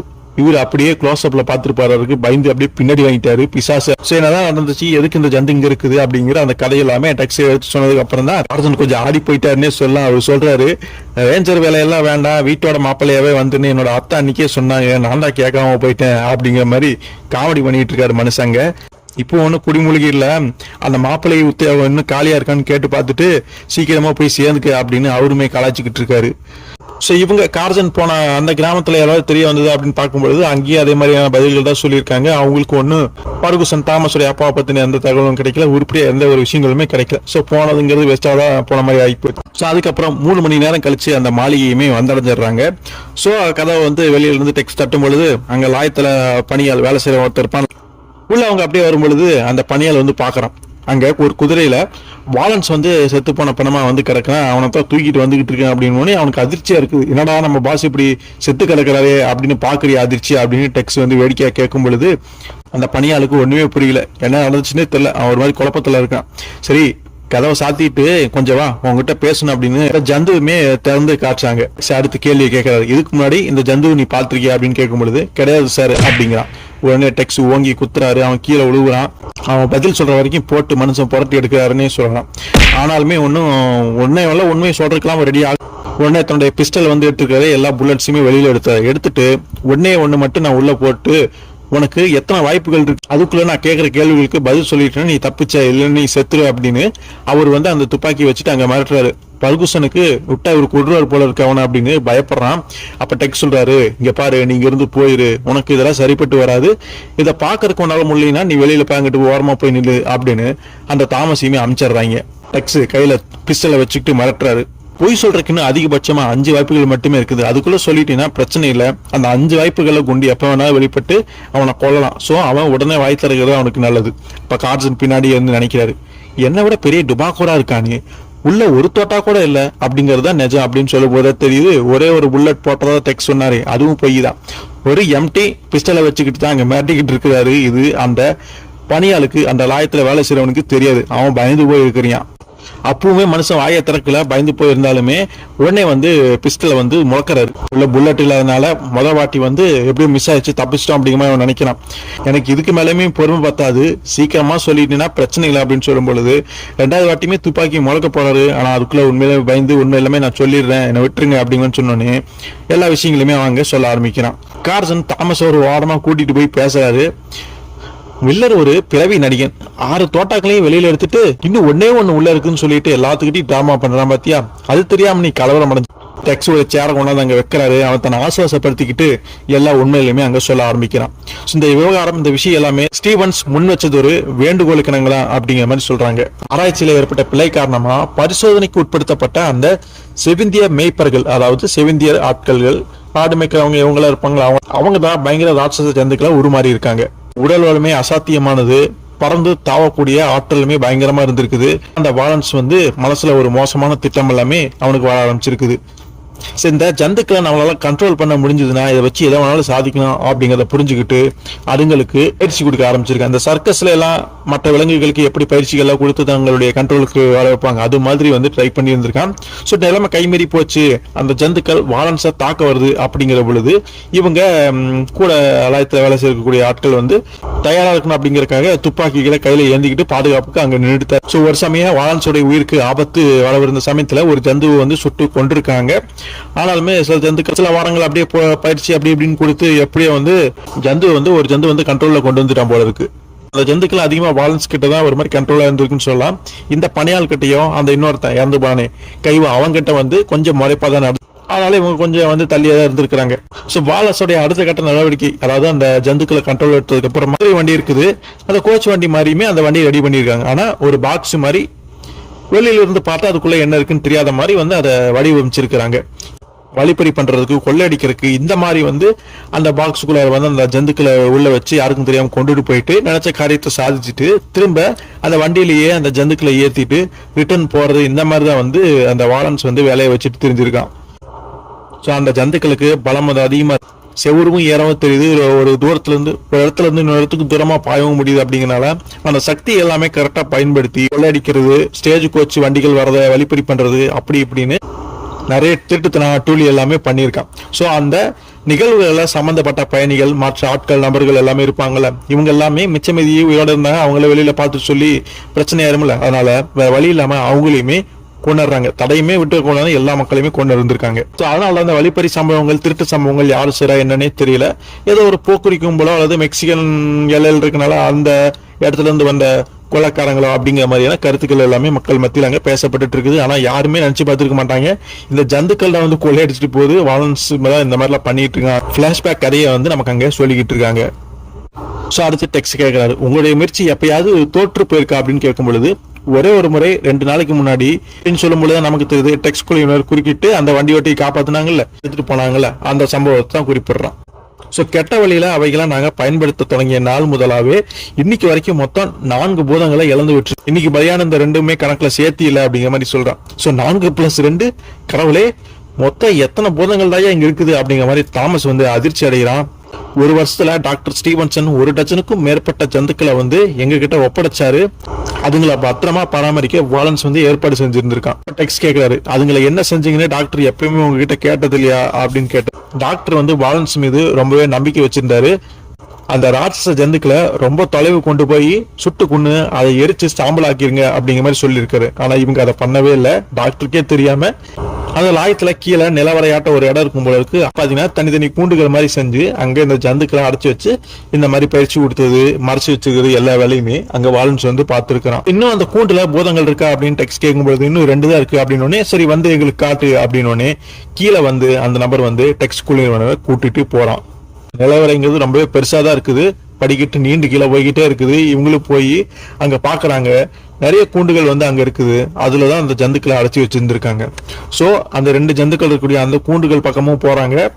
ஒரு கூண்டு கிட்ட அவன் கூட்டிட்டு போய் அதான் அங்க மூலையில் நிக்குது பாருங்க அப்படின்னு சொல்லிட்டு அந்த கதவை வந்து திறந்து அப்படியே கொஞ்சம் மெதுவா உள்ள போறான்.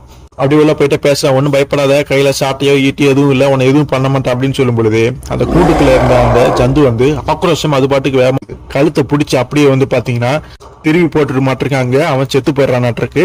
டெக்ஸ் வீலர்லாம் கொஞ்சம் அதிர்ச்சி அடைஞ்சிடுறாங்க. இருந்தாலுமே துப்பாக்கி எடுத்து அந்த ஜந்து வந்து சுடுறாங்க. சுட்டதுல அந்த ஜந்து அங்க இறந்து போயிருது.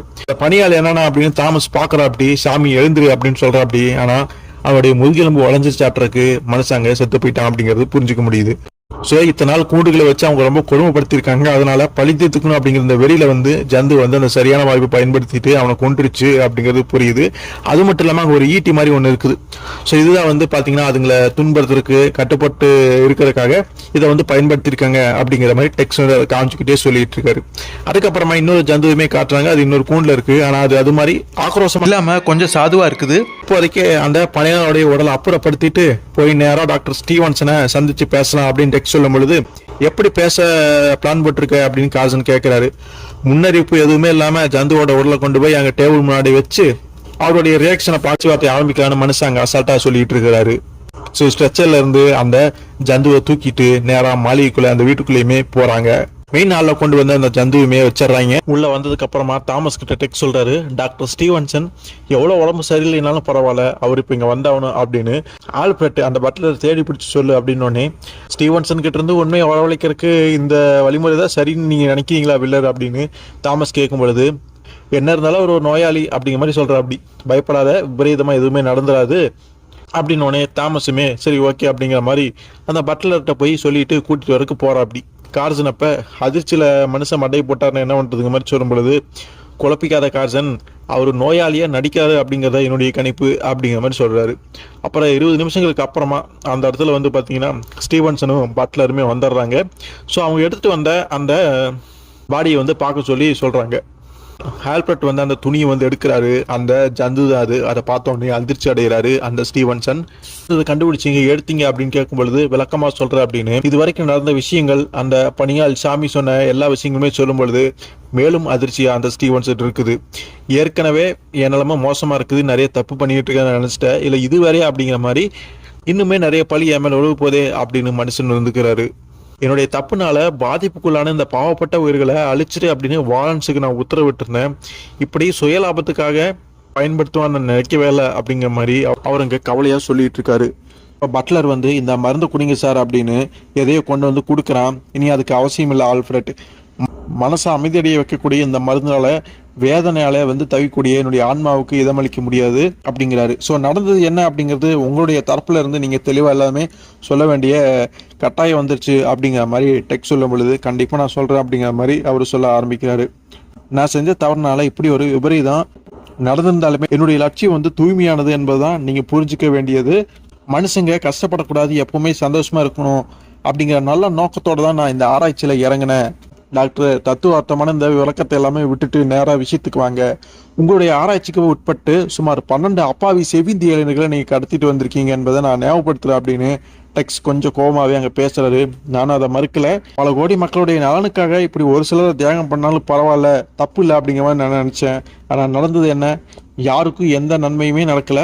மாறாக அந்த அப்பாவிகளை ராட்சச ஜந்துக்களை உருமாற்றிய கொடுமை தான் மிஞ்சிச்சு அப்படின்னு டெக்ஸ்ட் கொஞ்சம் போட்டு உடைக்கிறாரு. கோமாவே சொல்றாரு, என்னுடைய உயர்ந்த லட்சியம் இப்படி ஆகி போச்சு அப்படின்னு மனுஷன் வந்துக்கிட்டாங்க. ஃபீல் பண்ணி கவலையா ஒரு மாதிரி அழுவுற ஸ்டேஜுக்கு போயிடுறாரு. அப்ப அவருடைய உடம்பு ரொம்ப பலவீனம் விட்டு போயிடுது. என்ன ஆகுது அப்படிங்கிறதே தெரியல. நீங்க ரெஸ்ட் எடுக்கணும் வாங்க அப்படிங்கிற மாதிரி பட்லர் சொல்லும் பொழுது என்னால எந்திரிக்க கூட முடியல, போய் என்றே அழைச்சிட்டு வா அப்படின்னு வந்து சொல்ற. அப்படி வேகமா பட்லருமே ஓடுற. அப்படி தாமஸ், நான் இங்க தனியா இருக்க விரும்புறேன், எழுந்திரிச்சு போயிரு, எல்லாருமே தான் அப்படிங்கிற மாதிரி சொல்றாரு. திடீர்னு அந்த மனுஷனுக்கு என்னாச்சு அப்படின்னு தெரியல, ஏதோ உடல்ல மாற்றங்கள் ஏற்படும் போல இருக்குது. டெக்ஸ், கார்சன், கிட்பலர், டைகர் எல்லாருமே அதிர்ச்சியா என்னதான் நடக்குதுன்னு குழப்பத்துல வந்து பாத்துக்கிட்டு இருக்காங்க. இப்போ அவருடைய கை திடீர்னு அந்த ஜந்துக்கு மாறின மாதிரியே அந்த உரோமங்கள், நகங்கள் எல்லாமே வரதை பார்க்க முடியுது. இது ஏதோ சரியில்லை அப்படிங்கிறத டெக்ஸ்டைல மற்றவங்க எல்லாருமே பிடிச்சிக்கிறாங்க. இப்போ திடீர்னு அந்த இடத்துக்கு பேஸ்மெண்ட்ல பதுங்கி இருந்தாரு நம்ம தாமஸுடைய அப்பா பர்குசன், அவருமே வந்துடுறாரு. எல்லாருமே உடனடியா வெளியே போங்க அப்படின்னு சொல்றாரு. போங்க அப்படின்னோடனே நீங்க எங்கேயா இருக்கீங்க அப்படிங்கிற மாதிரி ஆச்சரியமா வந்து கேட்க, எல்லாத்தையும் நான் அப்புறமா விளக்குறேன் தாமஸ், இப்போதைக்கு நீங்க எல்லாரும் வெளியில போங்க அப்படின்னு இந்த பட்லருமே வந்து பாத்தீங்கன்னா டெக்ஸ்ட் குழுவினோட வெளியில வந்துடுறாங்க. உள்ள அப்படி என்னதான் நடக்குது அப்படிங்கிற மாதிரி தாமஸ் பட்லர்கிட்ட கேட்கும் பொழுது, உருமாற்றத்தை முடிவுக்கு கொண்டு வரக்காக உங்களுடைய அப்பா அவருக்கு ஒரு முடிவு மருந்து இன்ஜெக்ஷனை வந்து போட போறாரு அப்படிங்கும்பொழுது அந்த மருந்து பலிக்குமா அப்படிங்கிற மாதிரி தாமஸ் கேட்குறா. அப்படி இது வரைக்கும் அது நடந்திருக்குது. ஒவ்வொரு முறையும் மாஸ்டரை பழைய நிலைமைக்கு கொண்டு வர்றது அந்த மருந்து தான், ஆனால் ரொம்பவே கஷ்டப்பட வேண்டியதாக இருக்குது அப்படிங்கிற பட்லர் சொல்றாரு. அப்போ திடீர்னு அந்த அறைக்குள்ள இருந்து ஒரு மோசமான சத்தம் எல்லாமே கேட்குது. டெக்ஸ் வந்து அந்த சத்தம் வந்து அந்த ஜந்துக்கள் எழுப்பின அதே சத்தம் மாதிரி இருக்குது அப்படின்னு அங்கே பயப்படுறாரு. விலகு ஆல்ஃபிரட், இதுக்கு மேலே என்னால் இங்கே இருக்க முடியாதுன்னு டெக்ஸ் சொல்லும் பொழுது, சாரி சார் வேண்டாம் போவேணா அப்படிங்கிற மாதிரி அந்த பட்லர் சொல்லும் பொழுது, ஐயோ ராபர்ட் வேண்டாம் அப்படிங்கிற மாதிரி ஒரு அலறல் சத்தம் கேட்குது. தாமஸ் புரிஞ்சுக்கிற அப்படி அது தன்னுடைய அப்பாவுடைய குரல் அப்படிங்கிறத. ஸோ இதுக்கு மேலே இங்கே நின்று வேடிக்கை பார்க்க முடியாது அப்படின்னோடனே டெக்ஸ் வந்து வேகமாக கதை வந்து தள்ளிட்டு உள்ளே வந்து போய் பார்க்குறாங்க. பெரிய ஒரு ஷாக்கு.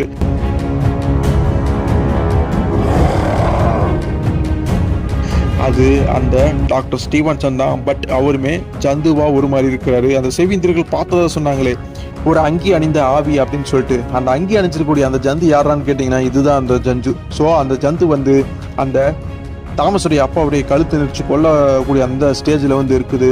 நல்ல வேலையா சரியான சமயத்தில் அவங்க உள்ளே வந்ததுனால எல்லாருமே துப்பாக்கிகள் எடுத்து அந்த ஜந்து வந்து அங்கே சுடுறாங்க.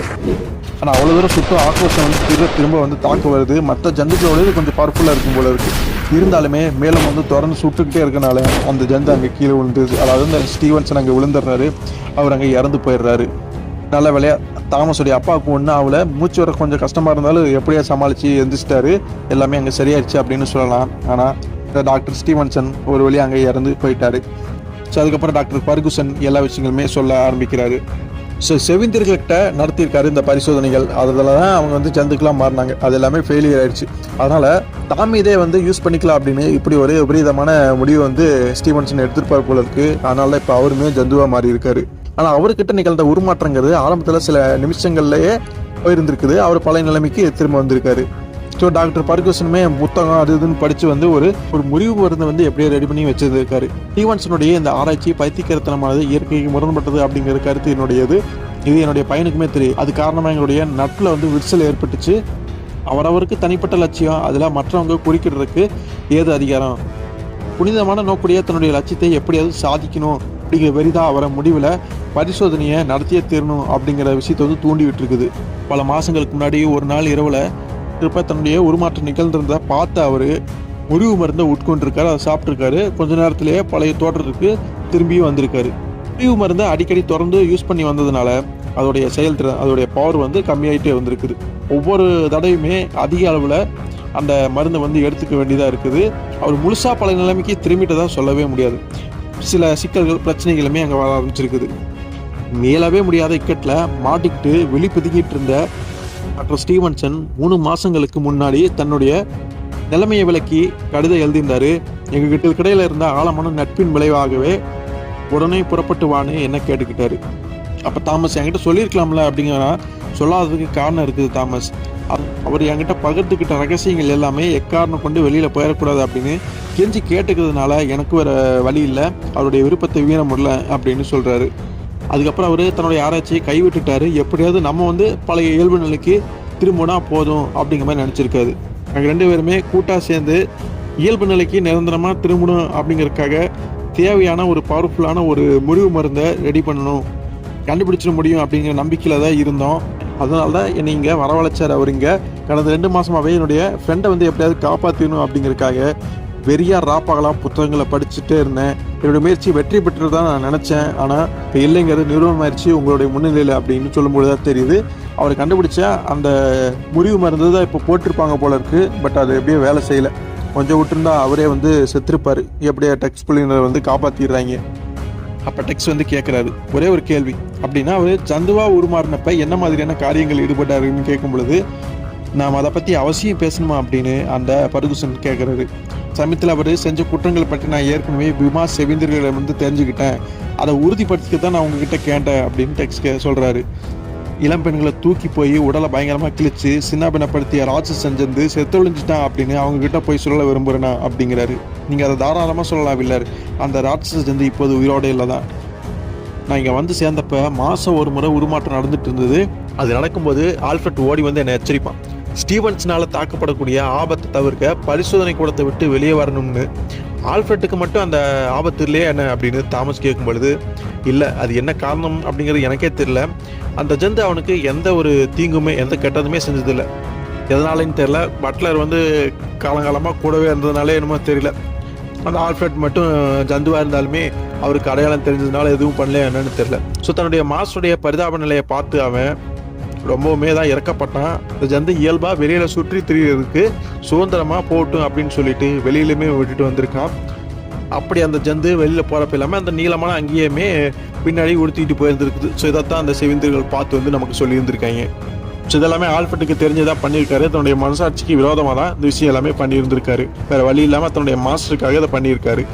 ஸோ அப்போ டெக்ஸ் கேட்குறாரு, நீங்கள் புதுசாக கண்டுபிடிச்ச முறிவு மருந்தை டாக்டர் ஸ்டீவன்சனுக்கு ஏற்றுனீங்களா அப்படின்னு கேட்கும் பொழுது, ஆமாம் நான் செஞ்சேன், ஆனால் துரதிருஷ்டவசமாக அதுதான் பலிக்கலே அப்படின்னு வந்து சொல்கிறாரு. ஸோ மறுபடியும் ஒரு முயற்சி நீங்கள் பண்ணி பார்க்கலாமே அப்படின்னு சொல்லும் பொழுது, இன்னொரு முயற்சியா அப்படின்னு அவர் கேட்குறாரு. அப்போ தான் அந்த பணியால் சொன்ன அந்த கதை எல்லாமே சொல்லும் பொழுது இன்னொரு ஜந்து அந்த கூண்டில் இருக்க விஷயம் வந்து தெரிய வந்தோடனே, ஓகே முயற்சி பண்ணி தான் பார்ப்போமே அப்படின்னு சொல்லிட்டு அந்த கூண்டுக்குமே போகிறாங்க. ஸோ இந்த முறை என்ன பண்ணுறாங்க அப்படின்னு பார்க்கும் பொழுது தண்ணியில் மயக்க மருந்து கலந்து அங்கே வைக்கிறாங்க. அது தாகத்தில் இருக்கா என்ன எதுலாம் தெரியல, பட் இருந்தாலும் வைப்போம். அது குடிச்சு மயங்கினாதான் நம்ம போய் ஈஸியாக ஊசி போட்டுட்டு அதுக்கு என்னதான் ஆகுது அப்படின்னு பார்க்கலாம் அப்படிங்கிறது தெரியலனா. இல்லைனா அது மயக்கம் இல்லாமல் இருக்கிற சமயத்தில் நம்ம பாட்டுக்கு போய் ஏதாவது பிரச்சனையாகி ஆபத்தாகி போச்சுன்னு என்ன பண்ணுறதுன்னு அந்த ஏற்பாடு பண்ணுறாங்க. அது தண்ணி குடிக்குமா குடிக்காதா அப்படின்னு பார்க்குறாங்க. அது தாகத்தில் தான் இருக்கும் போல இருக்குது. வேகமாக வந்து பாஞ்சு வந்து அதை எடுத்து தண்ணி ஃபுல்லாகவே குடிச்சிருது. ஸோ ரொம்ப நேரம் வெயிட் பண்ணுமா அப்படின்னு டெக்ஸ்ட் கேட்கும் பொழுது ஒரு சில நிமிஷங்கள் தான் அப்படின்னு அந்த பர்கூசன் சொல்லும் பொழுது அதே மாதிரி வந்து பார்த்தீங்கன்னா அவனும் மயங்கிடுறான். அதுக்கப்புறமா என்னதான் அவன் மயங்கி இருந்தாலுமே பக்கத்தில் போகிறது கொஞ்சம் சேஃப்டியாகவே போய்க்கும் அப்படின்னு கையில் துப்பாக்கிகளை வச்சுக்கிட்டு எல்லாருமே அங்கே வராங்க.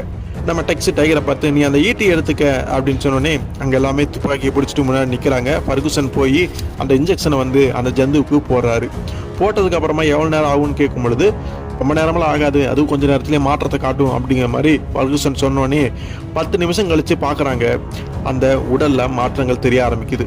அந்த ஜந்துடைய கையை வந்து காட்டும் பொழுது அதில் இருக்கக்கூடிய உருவமங்கள், அந்த முடி, அந்த நகங்கள் எல்லாமே மறைய தொடங்கி அந்த நார்மலான அந்த மனுஷனுடைய தோற்றத்துக்கு மாறதை பார்க்குறாங்க. கடைசியில் முழுமையாகவே அவர் மனுஷனாக மாறிடுறத பார்க்குறாங்க. ரொம்ப ஆச்சரியமாக இருக்குது ஃபர்குசனுக்கு. எப்படி டாக்டர் ஸ்டீவன்சனுக்கு மட்டும் இது வேலை செய்யாமல் போச்சு அப்படிங்கிற மாதிரி யோசிக்கிறாங்க. ஒருவேளை மயக்க மருந்து கொடுத்து அவருக்கு இந்த மாதிரி பண்ணியிருந்தோம்னா சரியாக இருக்குமோ அப்படிங்கிற மாதிரிமே யோசிக்கிறாங்க.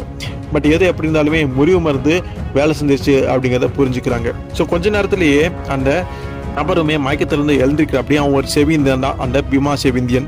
யார் நீங்கள், நான் எங்கே இருக்கேன் அப்படிங்கிற மாதிரி கேட்குறான். நாங்கள் உன்னுடைய ஃப்ரெண்ட்ஸ் தான், உன்னுடைய பேர் உனக்கு ஞாபகம் வருதா அப்படின்னு டெக்ஸ்ட் கேட்கும் பொழுது என்னுடைய பேர் வந்து ஜுவானிடோ அப்படிங்கிற மாதிரி சொல்கிறான். சரி, லேமார்ஸ் மரியாண்டோ இவங்களில் யாருடைய கிராமத்தை சேர்ந்தவனி அப்படின்னு கேட்கும் பொழுது என்னுடைய சீஃப், என்னுடைய தலைவர் வந்து லேமார்ஸ் தான் அப்படிங்கிற மாதிரி அந்த செவந்தின்னு சொல்லும் பொழுது உனக்கு என்னாச்சு, நீ எப்படி இங்கே வந்த, ஏன் இருக்கிற இங்கே அப்படிங்கிறது ஏதாவது ஞாபகம் வருதா அப்படிங்கிற மாதிரி கேட்கும் பொழுது இல்லை எனக்கு எதுவுமே ஞாபகம் வரல அப்படின்னு தான் மண்டையில் ஒரே குழப்பமாக இருக்குது அப்படிங்கிற மாதிரி சொல்கிறான். ஸோ அவன் ஜந்துவாக மாறினதோ, அவன் மாறி பல விஷயங்கள் பண்ணதோ, கூண்டு அடைபட்டு கிடந்ததோ எதுவுமே அவனுக்கு தெரியல. ஸோ அவனாவே இல்லை அப்படிங்கிறனால அந்த நினைவுகள் எதுவுமே அவங்ககிட்ட இல்லை அப்படிங்கிறது புரியுது. ஸோ நீங்கள் என்னுடைய ஃப்ரெண்ட்ஸ் அப்படின்னா நீங்கள் என்னுடைய கிராமத்துக்கு எனக்கு கூட்டிகிட்டு போவீங்களா அப்படின்னு டெக்ஸை பார்த்து கேட்கும் பொழுது கவலைப்படாத, நிச்சயமாக நானே உன்னைய லேமார்ஸ் கிராமத்துக்கு கூட்டிகிட்டு போவேன் அப்படிங்கிற மாதிரி டெக்ஸ் வாக்குறுதியுமே கொடுக்குறாரு. டெக்ஸுமே மேலும் சொல்கிறாரு, நான் நவகோக்களுடைய தலைவன் இரவு கழுகு, என்னை பற்றி நீ கேள்விப்பட்டிருக்கலாம் அப்படின்னு சொல்லும் பொழுது என்னை முழுசாக நீ நம்பலாம் அப்படின்னு சொல்கிறாரு. ஓ, உங்களை பற்றி நான் நிறையவே கேள்விப்பட்டிருக்கேன் அப்படின்னு அந்த பீமா சேவந்தியனுமே சொல்கிறான். அப்போ அந்த பட்லர் வந்து வேகமாக அங்கே வர அப்படி டாக்டர் ஃபர்குசன் தாமஸ் அப்படிங்கிற மாதிரி கூப்பிடுற அப்படி ஓடி வாங்க அப்படிங்கிற அப்படி என்ன விபரீதம்னு தெரியல, மனுஷன் பதறி அடிச்சுட்டு வராருன்னு சொல்லிட்டு இவங்களுமே வேகமாக போய் பார்க்குறாங்க. டைகரை மட்டும் அந்த செவந்தியனுக்கு நீ துணைக்கிறு அப்படின்னு சொல்லிட்டு இவங்க வேகமாக உள்ள மாளிகைக்குள்ளே ஓடுறாங்க. ஏடா ஆச்சு அப்படின்னு பார்க்கும் பொழுது ஸ்டீவன்சன் அந்த ஜத்துவா மாதிரி செத்து கிடப்பார்ல, அங்கே வந்து பார்க்குறாங்க. அவரு அங்கே உருமாறி இருக்கிறாரு. அதாவது ஸ்டீவன்சன் தன்னுடைய பழைய நிலைக்கே திரும்பி இருக்காரு. ஸோ டாக்டர் ஸ்டீவன்சன் கிட்டேயுமே அந்த மருந்து வேலை செஞ்சிருக்கு அப்படிங்கிறது அப்போ தான் புரியுது. இவங்க வேறு வழி இல்லாதனால அவசரப்பட்டு சுட்டதுனால இப்போ அந்த மனுஷன் இறந்து போயிட்டா. அப்படி தாமஸ் டெக்ஸை பார்த்து சொல்கிற அப்படி நீங்கள் அப்படி ஒன்றும் நினைக்க வேணாம், நீங்கள் மட்டும் லேட் பண்ணாமல் வந்து சுடாமல் இருந்திருந்தீங்கன்னா என்னுடைய அப்பா இறந்து போயிருப்பார் அப்படின்னு அங்கே ஃபர்குசனுமே சொல்கிறாரு. அதுதான் நிஜம் இல்லை, வீணா குற்ற உணவுகளை வந்து நீங்களே உங்களை வந்து ஆழ்த்திக்காதீங்க, பொறுத்த வரைக்கும் இந்த முடிவு தான் சரியா இருக்கும். இதோட இருந்தாலுமே நிகழ்ந்த தப்புகளுக்கு விபரீதங்களுக்கு எல்லாமே மூல காரணம் தாண்டா அப்படிங்கிற அந்த குற்ற உணவை அவரை போட்டு அரிச்சுக்கிட்டே இருந்திருக்கும். அவரை நிம்மதியாகவே இருந்திருக்க விடாது. அணுவணுவா சித்திரவதை செஞ்சு அவர் கொண்டிருக்கும். ஸ்டீவன்சனுக்கான சரியான முடிவு அதுவாக தான் இருக்குன்னு சொல்லிட்டு அவருடைய இறப்பு அப்படிங்கிறது தன்னுடைய நண்பருக்கு வந்து தாங்க முடியாத அந்த ஒரு வேதனையை அளிக்கிறத ஒத்துக்கிட்டு தான் ஆகணும். அவர் அதை அங்கே சொல்றாரு. ஸோ அதுக்கப்புறமே எல்லா பிரச்சனையுமே ஒரு முடிவுக்கு வந்துடுது. தாமஸ் வந்து சொல்றாரு, நானும் எங்கள் அப்பாவும் கொஞ்ச நாளைக்கு இங்கேயே அந்த மாளிகையில் தங்கி இருந்துட்டு போகலான் இருக்கிறோம். கிறித்துவ முறைப்படி அந்த மத சடங்கெல்லாம் பண்ணி அவரை நல்லபடியாக அடக்கம் பண்ணிட்டு பொறுமையாக நாங்கள் வந்து சேர்ந்துக்கிறோம், ஊருக்கு போய்க்கிறோம் அப்படிங்கிற மாதிரி சொன்னோன்னே சந்தோஷம், நீங்கள் இருந்து பார்த்துட்டு வாங்க, நாங்கள் கிளம்புறோம், விடைபெற்றுக்கிறோம் அப்படின்னு டெக்ஸில் அங்கே சொல்லிடுறாரு. உங்களுடைய உதவி நான் என்றைக்குமே மறக்க மாட்டேன். ஆலன் பிங்கர்டன், அந்த பிங்கர்டன் ஏஜென்சிக்குமே நான் நன்றி சொல்லிடுறேன் அப்படின்னு ஏஜென்சியோடைய ஆலனை நான் திரும்ப சந்திக்கும் பொழுது இப்படிப்பட்டவங்களை அறிமுகப்படுத்தினதுக்காக நான் நிச்சயமாக நன்றி சொல்லுவேன் அப்படின்னு தாமஸ் வந்து டெக்ஸ்வெல்லில் வந்து பெருமையாக அங்கே பேசிகிட்டு இருக்காரு. இப்படியே நீங்கள் உங்களுடைய இடத்துக்கு ஊருக்கு போகிறதா இருக்கீங்களா அப்படின்னு கேட்கும் பொழுது அதுக்கு முன்னாடி ஜுவானிடாவை கிராமத்தில் கொண்டு போய் விட்டுட்டு அவங்க கிட்ட போய் இனிமேல் இந்த ஜந்துக்களால் எந்த பிரச்சனையும் வராது அப்படின்னு சொல்லிட்டு போகிறது தான் இப்போ வேலைன்னு சொல்லிட்டு எல்லாருமே அங்கே கிளம்பிடுறாங்க. தாமஸ் அங்கே இருந்து அப்படியே கை காய்ச்சிட்டு இருக்கிறாரு. ஸோ அதுக்கப்புறமா சாயந்தர நேரத்தில் வந்து அங்கே லேமார்ஸுடைய கிராமத்துக்கு வந்துடுறாங்க. ஜுவானிடாவை பார்த்தோன்னே அவங்களும் சந்தோஷப்படுறாங்க. டெக்ஸ்யூலருமே சொல்கிறாரு, அந்த ராட்சச ஜந்துக்களால் இனிமேல் உங்களுக்கு எந்த பிரச்சனையும் வராது அப்படின்னு சொல்லும் பொழுது அதை கொண்டது நீங்கள் தானே அப்படிங்கிற மாதிரி லேமார்ஸ் கேட்குறாரு. அதை பற்றி நான் மேற்கொண்டு எதுவுமே பேச விரும்பல அப்படின்னு டெக்ஸ் வந்தாங்க பதில் சொல்லிடுறாரு. செவிந்திரர்கள் அதுக்கு மேலே எந்த கேள்வியும் கேட்கல. இந்த பிரச்சனை எல்லாம் முடிஞ்சா சரி அப்படிங்கிற மாதிரி அவங்களும் விட்டுறாங்க. ஸோ ஜுவானிடா திரும்ப வந்துட்டா மற்றவங்களாம் என்னாச்சு அப்படின்னு கேட்கும் பொழுது துரதிருஷ்டசாலிங்க அவங்க, நீங்கள் அவங்கள மறக்கிறதா நல்லது அப்படின்னு சொல்லிட்டு இனிமேல் அங்கேருந்து கிளம்பிடுறாங்க. இனிமேல் எந்த பிரச்சனையும் வராது எல்லாமே சொல்லிட்டு உறுதிப்படுத்திட்டு போயிடுறாங்க. இந்த ஊர் தலைவர் சொல்கிறாரு, ஜுவானிடா திரும்பி வந்ததை கொண்டாடுற விதமாக நைட்டு வந்து பார்ட்டி மாதிரி விருந்து பண்ணி நாங்கள் வைக்கிறோம், நீங்களும் இருந்துட்டு போங்க அப்படின்னு டெக்ஸுலர்கிட்ட சொல்லும் பொழுது ஆமாம் நைட் ஆயிடுச்சு, நாங்களும் இதுக்கு மேலே கிளம்புனா லேட் ஆயிரும், ஸோ நாங்களுமே உங்களுடைய அழைப்பை ஏற்று இங்கே இருந்துட்டு நாளைக்கு போகிறோம் அப்படின்னு அன்றைக்கி நைட் அங்கே தான் தங்கி இருக்கிறாங்க. மறுநாள் பொழுது புலந்ததுக்கு அப்புறமா அவங்க தங்களுடைய வீட்டை நோக்கி வந்து போகிறாங்க. ஸோ அப்பா ஒரு வழியாக பூத வேட்டை முடிஞ்சிருச்சுப்பா அப்படின்னு கார்ஜன் சொல்ல டெக்ஸோ ஆமாம் எனக்குமே ஒரு கட்டத்தில் ரொம்பவே ஒரு மாதிரி ஆயிடுச்சு, பயமாகி போயிடுச்சு அப்படிங்கிற மாதிரியே டெக்ஸ் வந்து சொல்கிறாரு. மனிதர்கள் கொடிய ராட்சச ஜந்துக்களாக மாறுவது அப்புறம் திரும்ப மனிதர்களாக உருமாறுறது கற்பனையும் மிஞ்சிய ஒரு விஷயம்தான் அப்படின்னு கார்ல்சன் வாங்க ஆச்சரியப்பட்டு சொல்லிட்டு இருக்காரு. இயற்கை வகுத்த நியதிகளை மனுஷன் மீறினா இப்படித்தான் இசகுபசுக்கான விளைவுகளுக்கு அது வழிவகுக்கும் அப்படின்னு டெக்ஸ் அங்க சொல்லிட்டு இருக்காரு. நரமாமிசை தங்கக்கூடிய வேதாளங்கள், பூதங்களாக மாறக்கூடிய மனுஷங்க இனி அடுத்து காத்திருப்பது என்ன மாதிரியான சைத்தான்களோ. ஆண்டவா, கொஞ்ச காலத்துக்காவது சராசரியான தரிப்பசங்களோடு மோதக்கூடிய வாய்ப்பை எனக்கு கொடு, நாங்கள் ரொம்பவே சந்தோஷப்பட அப்படின்னு மனுஷன் புலம்பிக்கிட்டே போகிறத பார்க்க முடியுது. இதோட இந்த கதை வந்து இங்கே முடியுது.